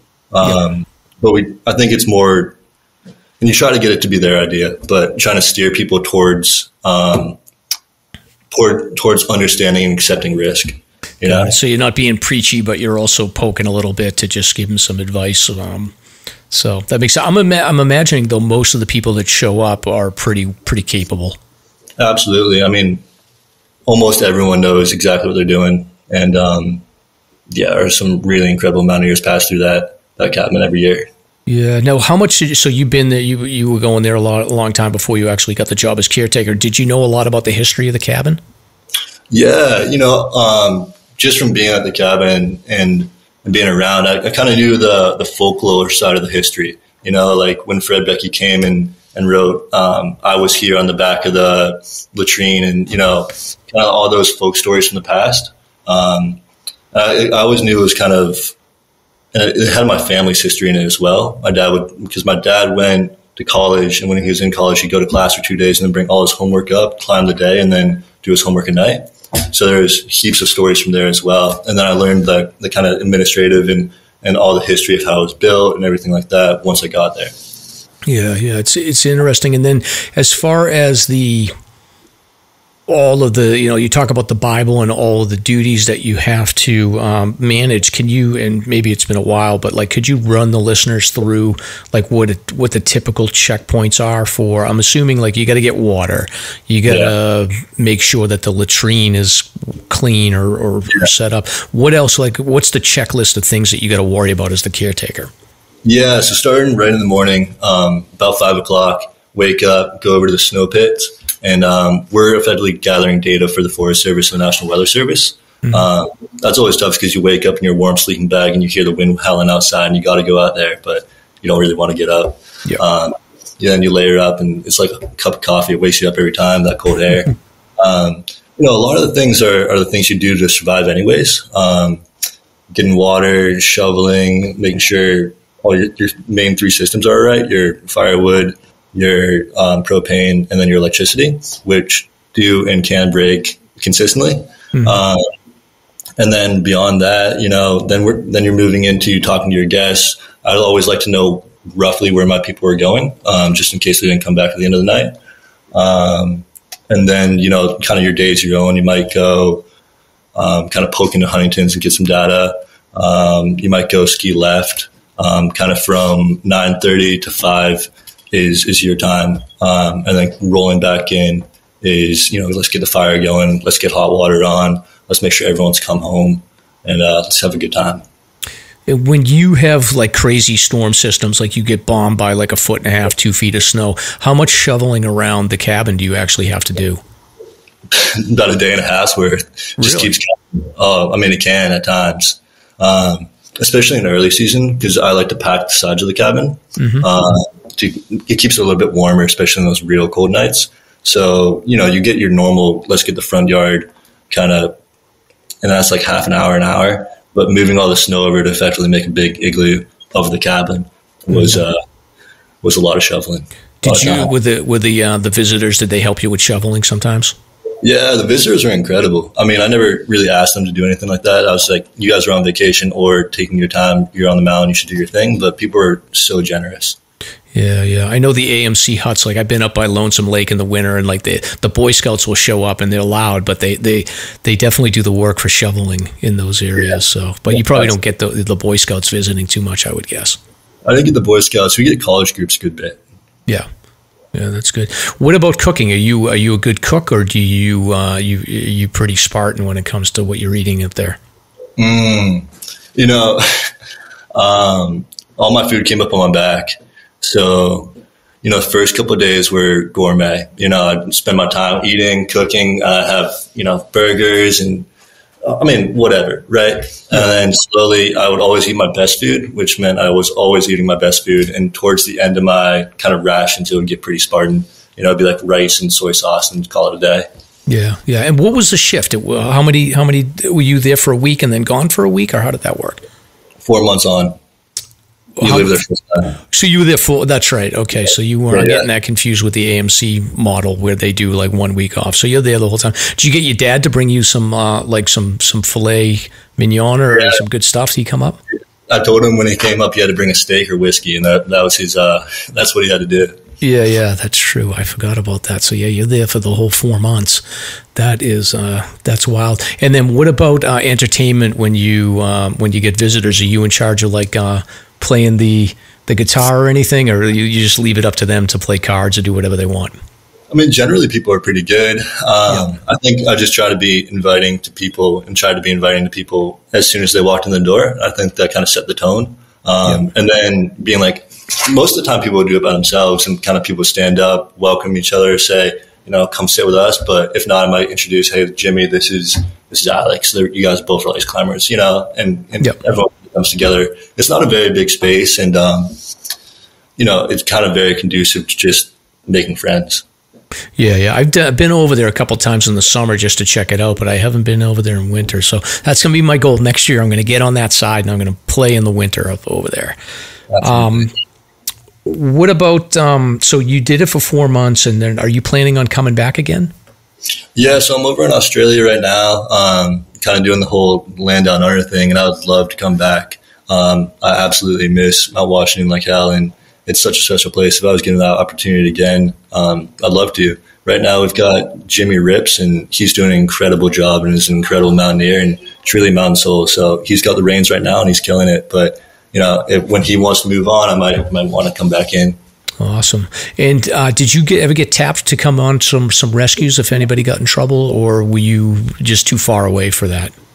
Yeah. Part of the duties of the caretaker is to assist the Forest Service in their search and rescue. I was part of 5. We had a busy season. The first being on my 5th day of work, avalanche victim in Left Gully.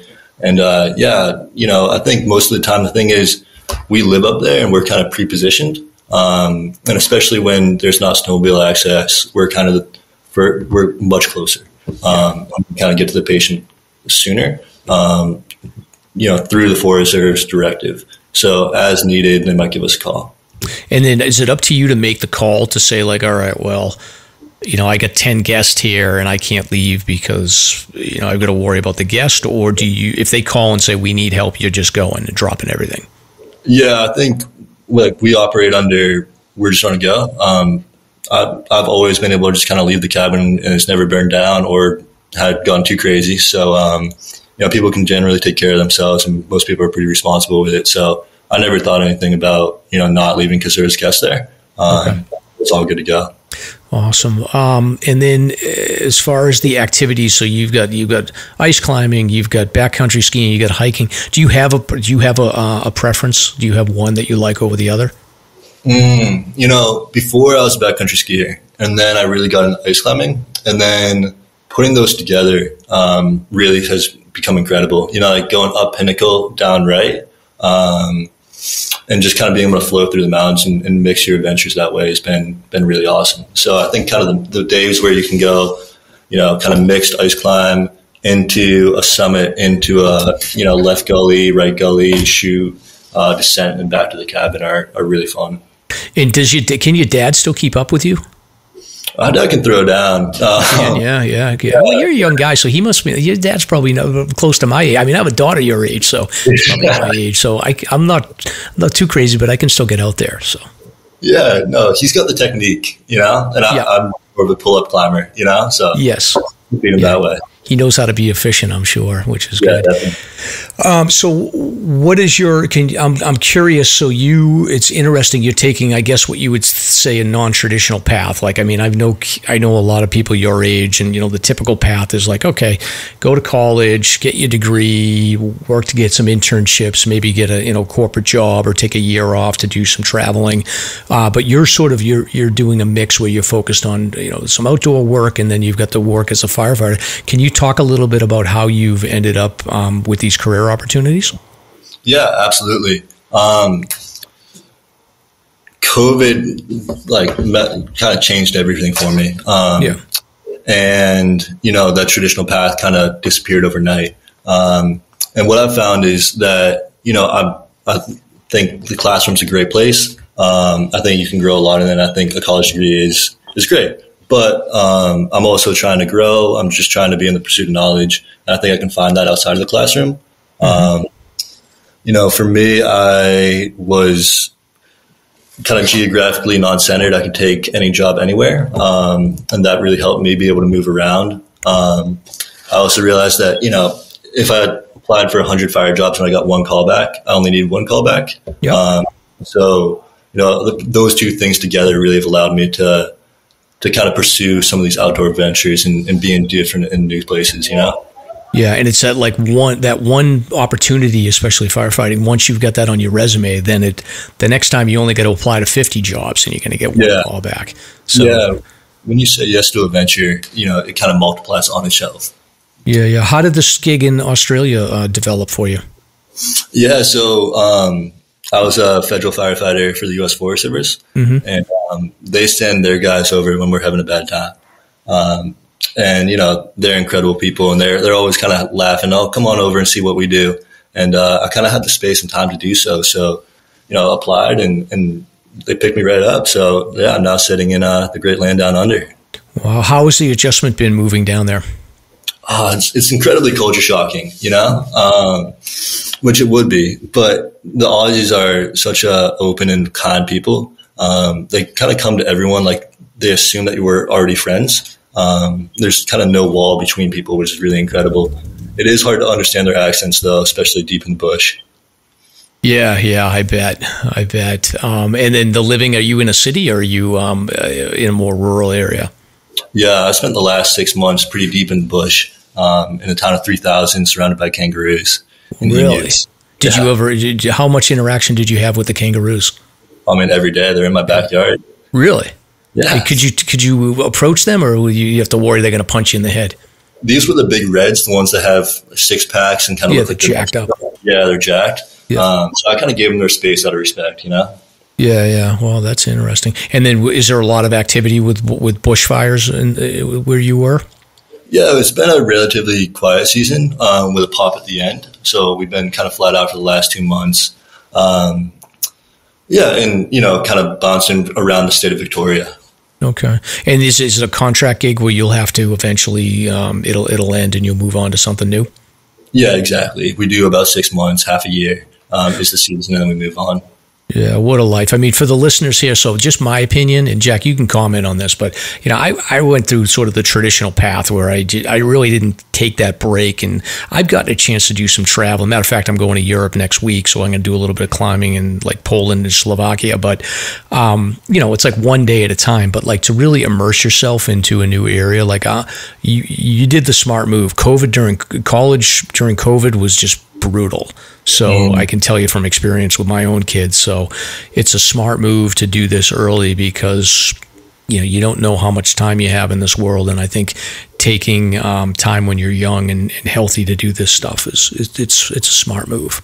Yeah, absolutely. I also think the other thing that, making this move and living the way I have lived has really helped me with was, when I was 18, I was going to go play lacrosse and be a business major. Which would have been a completely different life. And that wasn't really me, and I didn't know who I was. But being able to say yes to a venture and then learning the lessons of what was right for me and what I wanted to be doing has kind of set me on the path that feels right, Come back and say if I wanted to go to college, I know what I'm going up to college for, instead of just kind of to do it. Yeah, and now you're a movie star too. Let's not go that far now. No. So what's the reaction? So you sort of you kind of missed the reaction because you've been away a bit, but have you heard any feedback at all on the film? Yeah, it's been so incredible. I think one thing that's super funny about, being a caretaker, being a firefighter, living on a boat, anything like this, people don't always, they kind of get it, but they don't really understand. And the film is almost like downloading my memories and putting it on the screen. Yeah. So there's been all these, my friends, family, and then just kind of the community at large reaction to it has been so incredible. And yeah, I mean, I can't even believe it. Yeah, did you show any of your buddies in Australia when you were sitting there in downtime and say, look, I accomplished some stuff before I got here? Yeah, exactly. They're so funny. They go, oh, look at all that snow. Yeah. Oh, that's true because they don't really get that. They don't see that environment at all. No, there's like one mountain with snow in this whole country. So, yeah. I mean, there's more than that. You know what I mean? Yeah. Wow. Yeah. So, just general advice from your perspective, as far as safety goes. Do you tend to, when you go out, even before you were doing the caretaker stuff and you were just a hiker, did you tend to go like light and fast, or were you more of a heavy packer? Does your dad have like a perspective on that he passed down to you? Yeah, a little bit of both. So, I think kind of depends on what I'm getting after and if I'm in a professional or personal setting. Mm-hmm. Professionally, I carry a lot of weight. Like wildland firefighting, it was close to 65 pounds plus the chainsaw. And then, carrying all the rescue gear in the bag everywhere I went definitely added to that heaviness. But I'm hoping to save my body. So I've been moving towards light. I'm not sure I'm at ultra light yet. I'm not cutting my toothbrush in half or anything like that. Yeah. In terms of advice for, being out in the mountains, especially Mount Washington in the winter, I just think I see a lot of people, and myself included, we're all part of this, kind of get into heuristic traps. You show up on the mountain, it's a weekend, and you really want to ski left. But maybe left isn't in, or maybe it's not right. But, we're here and we're going to do it. Or, I'm with my buddy and I think that, kind of the halo effect of they're a better skier than me, so I'm just going to do what they do. I just think that, there's no I'd much rather kind of bail out and go sit at the cabin and have a good conversation than push it and maybe have a bad outcome. Yeah. We talk about that a lot, is the voice inside your head that tells you that, to turn around. And when you've invested the time and effort, I mean, it's easy, I guess, when you're in the cabin there for 4 months and you don't have to, it's not just one weekend and then you can't get back for a couple of months, but like that investment in time and effort to get where you are and then having to turn back before you reach your goal, being willing to do that. I think people get in trouble sometimes when they push forward. And then the group dynamic that you talk about too is the other thing is, ideally you're in a group where people are going to talk to each other and do the checks to say like, hey, are you cool with this? And we talk about that stuff all the time. Yeah, absolutely. And you start hearing that voice in the back of your head that just doesn't feel right. Just listen to it. It's all good, Yeah, exactly. So do you have future plans at this point lined up, or are you just looking to maybe get back to the Harvard cabin next winter? Is that pretty much it? Yeah, me and long-term plans over the last couple of years haven't gone along. I usually say I have more of a direction than I have a plan. Looking 6 months to a year ahead, and then the 5 years as well. Directionally, I'm trying to, maybe work into medicine, try to find I did a little search and rescue, and that's really kind of opened my eyes to that whole world. And I'd love to get into that space a little bit more, but however I can kind of get there and be in environments that help me grow, it's kind of the direction more than the plan, Yeah. So it seems like it's been working for you so much right now that, and that's it. It's like one door closes, another one typically opens up. And I work in a big tech company and a human resources function. And, so people leave and you hear from them like a month later and they're like, oh, it was the best thing that ever happened to me. I found some path that I didn't even think about. So, but yeah, the film is great. Can you talk a little bit about like the work that you did for filming? Was it difficult to be in front of the camera and get a cadence down, or did you just ignore it? Like how hard was that to get to the point where you could ignore it? Yeah, that's super interesting. The guys at Warden are wizards. Like I've never seen anything like it. I couldn't believe. Like I spent so much time just looking at their screen, going, "Are you sure it looks like that?" Like it was just blowing my mind. Yeah.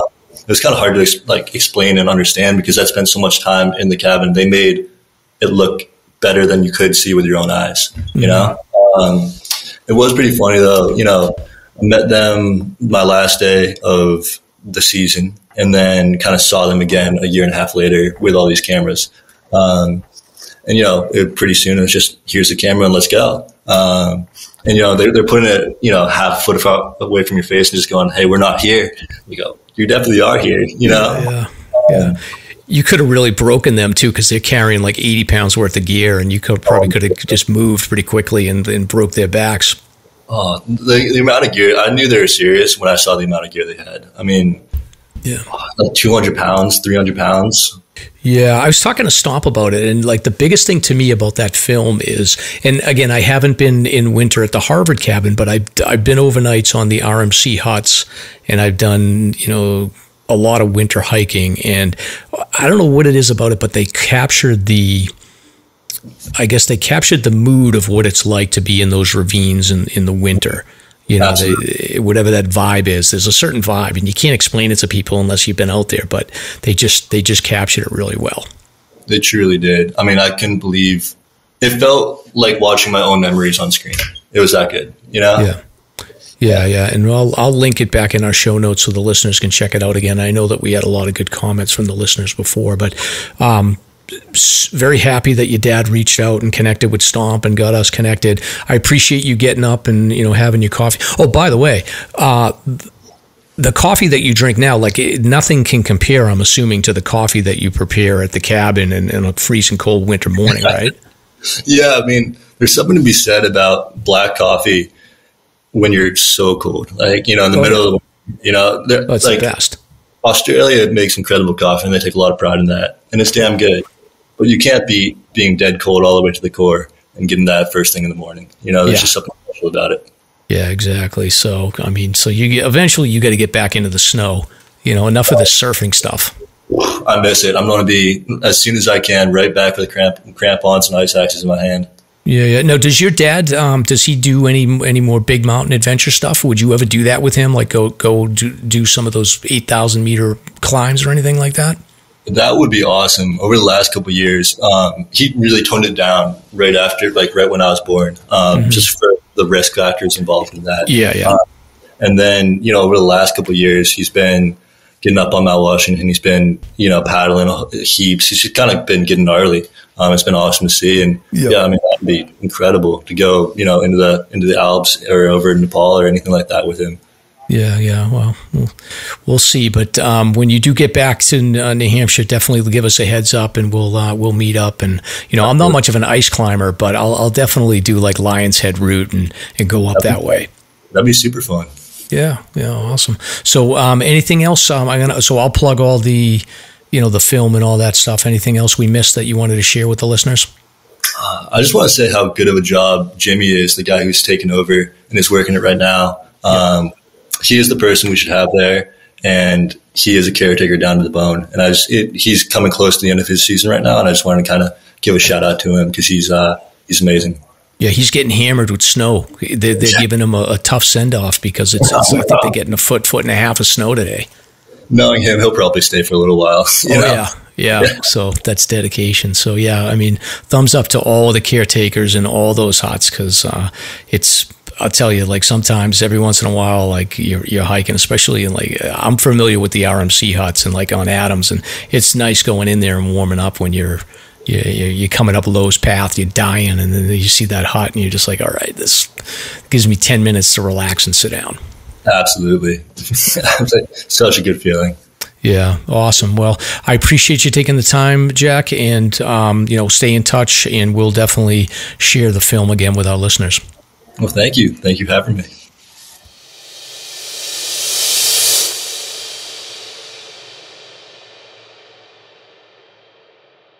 All right, Stomp. So, pretty interesting, huh? Yeah, that was great. That was really cool. Yeah, he's doing it right for sure. I think I was thinking as I was talking to Jack how if I could go back in time and change things up a little bit, I might have taken that time when I was a young person to, less focus on maybe the college and the career path and a little bit more focus on experience in the world. I think that's a better way to educate yourself. So not to say that traditional path's not good, but I think that it's really interesting. And he seems like he's looking to get back into the Harvard cabin in the future. So maybe next winter, he'll be around. Yeah.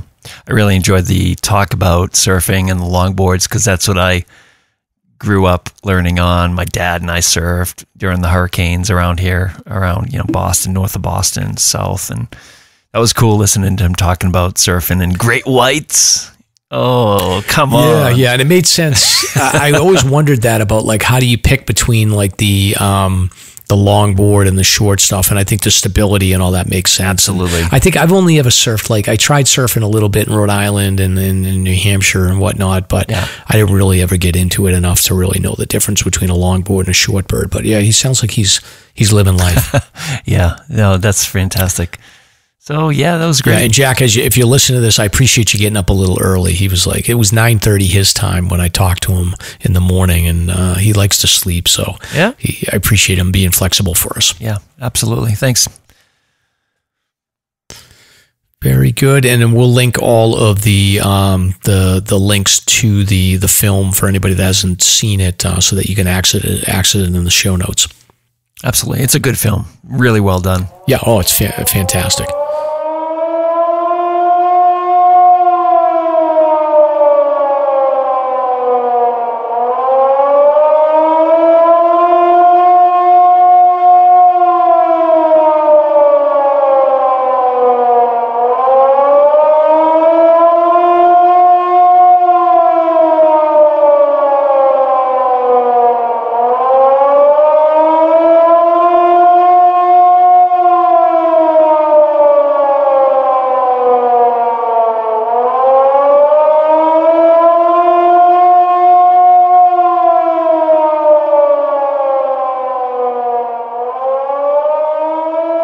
All right, stop. So moving on to our next segment here. This is where we do recent search and rescue news. So we don't have anything local, thankfully.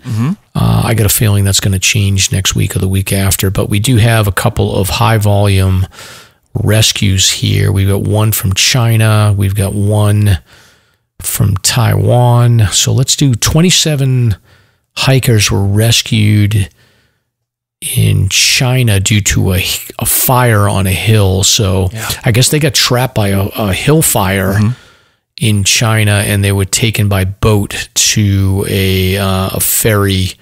I guess the fire broke out just before noon and was put out, and then the government of China was able to, I guess, drop some water on the blaze. But during the time that this fire had blown up, a bunch of hikers were out in the area, and they were able to mobilize them and get them out. But I guess they did a boat rescue, which is interesting. So it must be close to a body of water.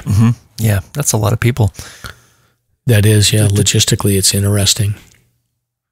Yeah, and by the way, this week seems to be the week. Like, if you want to play numbers for the lottery, this is your week. So the first one's 27. Write that down, and here comes the next story. Yeah, and then this next one is like 16 hikers was stranded. Right. And this is in Oregon. And so a group of adults and teens were hiking the Rogue River Trail. That's a cool name for a trail. Yeah. And they had two issues. One was inclement weather, so that kept them from going further. And then secondly, there was an outbreak of blisters. Stomp. Yeah. What's up with that? Can you catch blisters, or is that something you develop? I don't know. What's the story say? Let's see.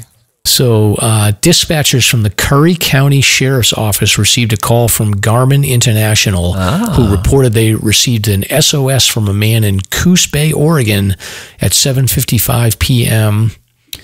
on Thursday. The man used his Garmin InReach to report that 10 minors and 4 adults were stranded on the Rogue River Trail, which is a 40-mile national recreational trail in southwestern Oregon.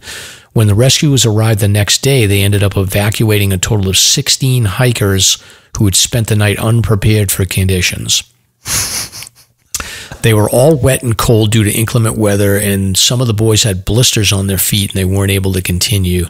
So it wasn't clear if the group was planning to hike the whole trail or just a section of it. I guess you can get into like there's a bunch of different access points, but essentially one member of the group stopped hiking earlier in the day to escort a kid who wasn't feeling well out of the area, and they were able to make contact with this person, and then some search and rescue volunteers were able to, I guess, take a boat down the river to an area where they thought that the people were located. And they ended up hiking in about 4.5 miles where the group had spent the night near the Rogue River Branch, and they had to take multiple trips to get all 16 of the hikers by boat back to the sheriff's area. And interesting. Yeah, that's it. So they got a bunch of blisters, and they didn't really have the right preparation. So what a disaster. Yeah, so I'm trying to figure out exactly where they were. So this trail is a 40-mile recreational trail, and later in the article it says they were basically halfway. So it's a 4-day excursion in general. You can go out for 4 days. So maybe these kids were out for 2 days and did 2 10-mile days and ended up right in the middle. Does that sound about right? Sounds about right. I mean, that's certainly enough to develop some blisters. Yeah, it certainly is. Interesting. Yeah, I mean, young kids too, like they don't know enough to say like, oh, I have a hot spot, let me slow down and fix that. Like they just keep walking. It's tough when you're younger and your skin is soft like that. Yeah. I mean, if I get a hot spot now, I'm like, I go right into like nursing mode and fix that stuff. I just have 2 stumps of scar tissue at the bottom of my legs. They never do anything like that anymore. It's funny. Yeah, I'm sure your feet are disgusting, Stomp. All right, this next one here. So the number 2. So you've got yes. So your lottery numbers 27, 16, and 2, and that's all we have. Yeah. 2 Canadian hikers were rescued at 8 p.m. on Wednesday, April 3rd, after being trapped on Taroko Gorge's Shakadang Trail following a 7.2 magnitude earthquake in Taipei or in Taiwan. Earthquake talk. So. Yeah. So I guess 14 people have been hiking in this trail when the earthquake struck. 12 made their way down, and 2 remaining hikers required a lengthy search and rescue. So these were 2 Canadian hikers, 29-year-old man and a 35-year-old woman. They had minor injuries and scratches that required medical care. So at the same time this was going on, a little bit farther away in Chocorua National Park, there was 3 people that had been traveling on a trail called the Decaloon Trail that were killed instantly by a rock fall. So yeah, amazing not footage. Not a good day. Yeah, amazing. Yeah, kind of timely because we had an earthquake today. Did you feel it? I did feel it actually, but I thought it was my neighbors doing construction because they are doing construction over there, and I heard some rumbling, and I was like, oh, it must be the it must be like them doing work next door. But then immediately, I think you texted me, and then some other friends texted me that an earthquake went down, and I was like, oh, it must have been the earthquake. Yeah, I guess New Jersey was the genesis. Yes. Yeah, pretty interesting. Yeah. A lot of activity, but... Yeah, because there's been a couple in New Hampshire recently. I predict that we're going to have like a major earthquake in the Northeast is like so unprepared for this that like it's going to be a huge natural disaster. I think that's going to be the next big thing. I don't know enough about it, but certainly there's been an uptick in activity. But yeah, we shall see. Fortify your foundations, people. That's right. And if you need those, I don't know how you do that, but you call Jimmy Chaga. That's what you do. True. Yeah, Jimmy Chaga can help you out to earthquake-proof your home. Yeah, he's a pro home earthquake-proofer. That's right, Stomp. So this will do it for episode 146. So thanks again to Jack Kingsley for joining us, yes. And we will see you next week, and we will release next week's episode on time. Correct. Fingers crossed. Okay. Thank you for listening. If you enjoyed the show, you can subscribe on Apple Podcasts, Spotify, Podbean, YouTube, or wherever you listen to podcasts. If you want to learn more about the topics covered in today's show, please check out the show notes and safety information at SLASRPodcast.com. That's SLASRPodcast.com. You can also follow the show on Facebook and Instagram. We hope you'll join us next week for another great show. Until then, on behalf of Mike and Stomp, get out there and crush some mega peaks. Now covered in scratches, blisters, and bug bites, Chris Staff wanted to complete his most challenging day hike ever. Fish and Game officers say the hiker from Florida activated an emergency beacon yesterday morning. He was hiking along the Appalachian Trail when the weather started to get worse. Officials say the snow was piled up to 3 feet in some spots, and there was a wind chill of -1 degree. And there's 3 words to describe this race. Do we all know what they are? Only one hill! Lieutenant James Nealon, New Hampshire Fish and Game. Lieutenant, thanks for being with us today. Thanks for having me. What are some of the most common mistakes you see people make when they're heading out on the trails to hike here in New Hampshire? It seems to me the most common is being unprepared, and I think if they just simply visited hikesafe.com and got a list of the 10 essential items and had those in their packs, they probably would have no need to ever call us at all.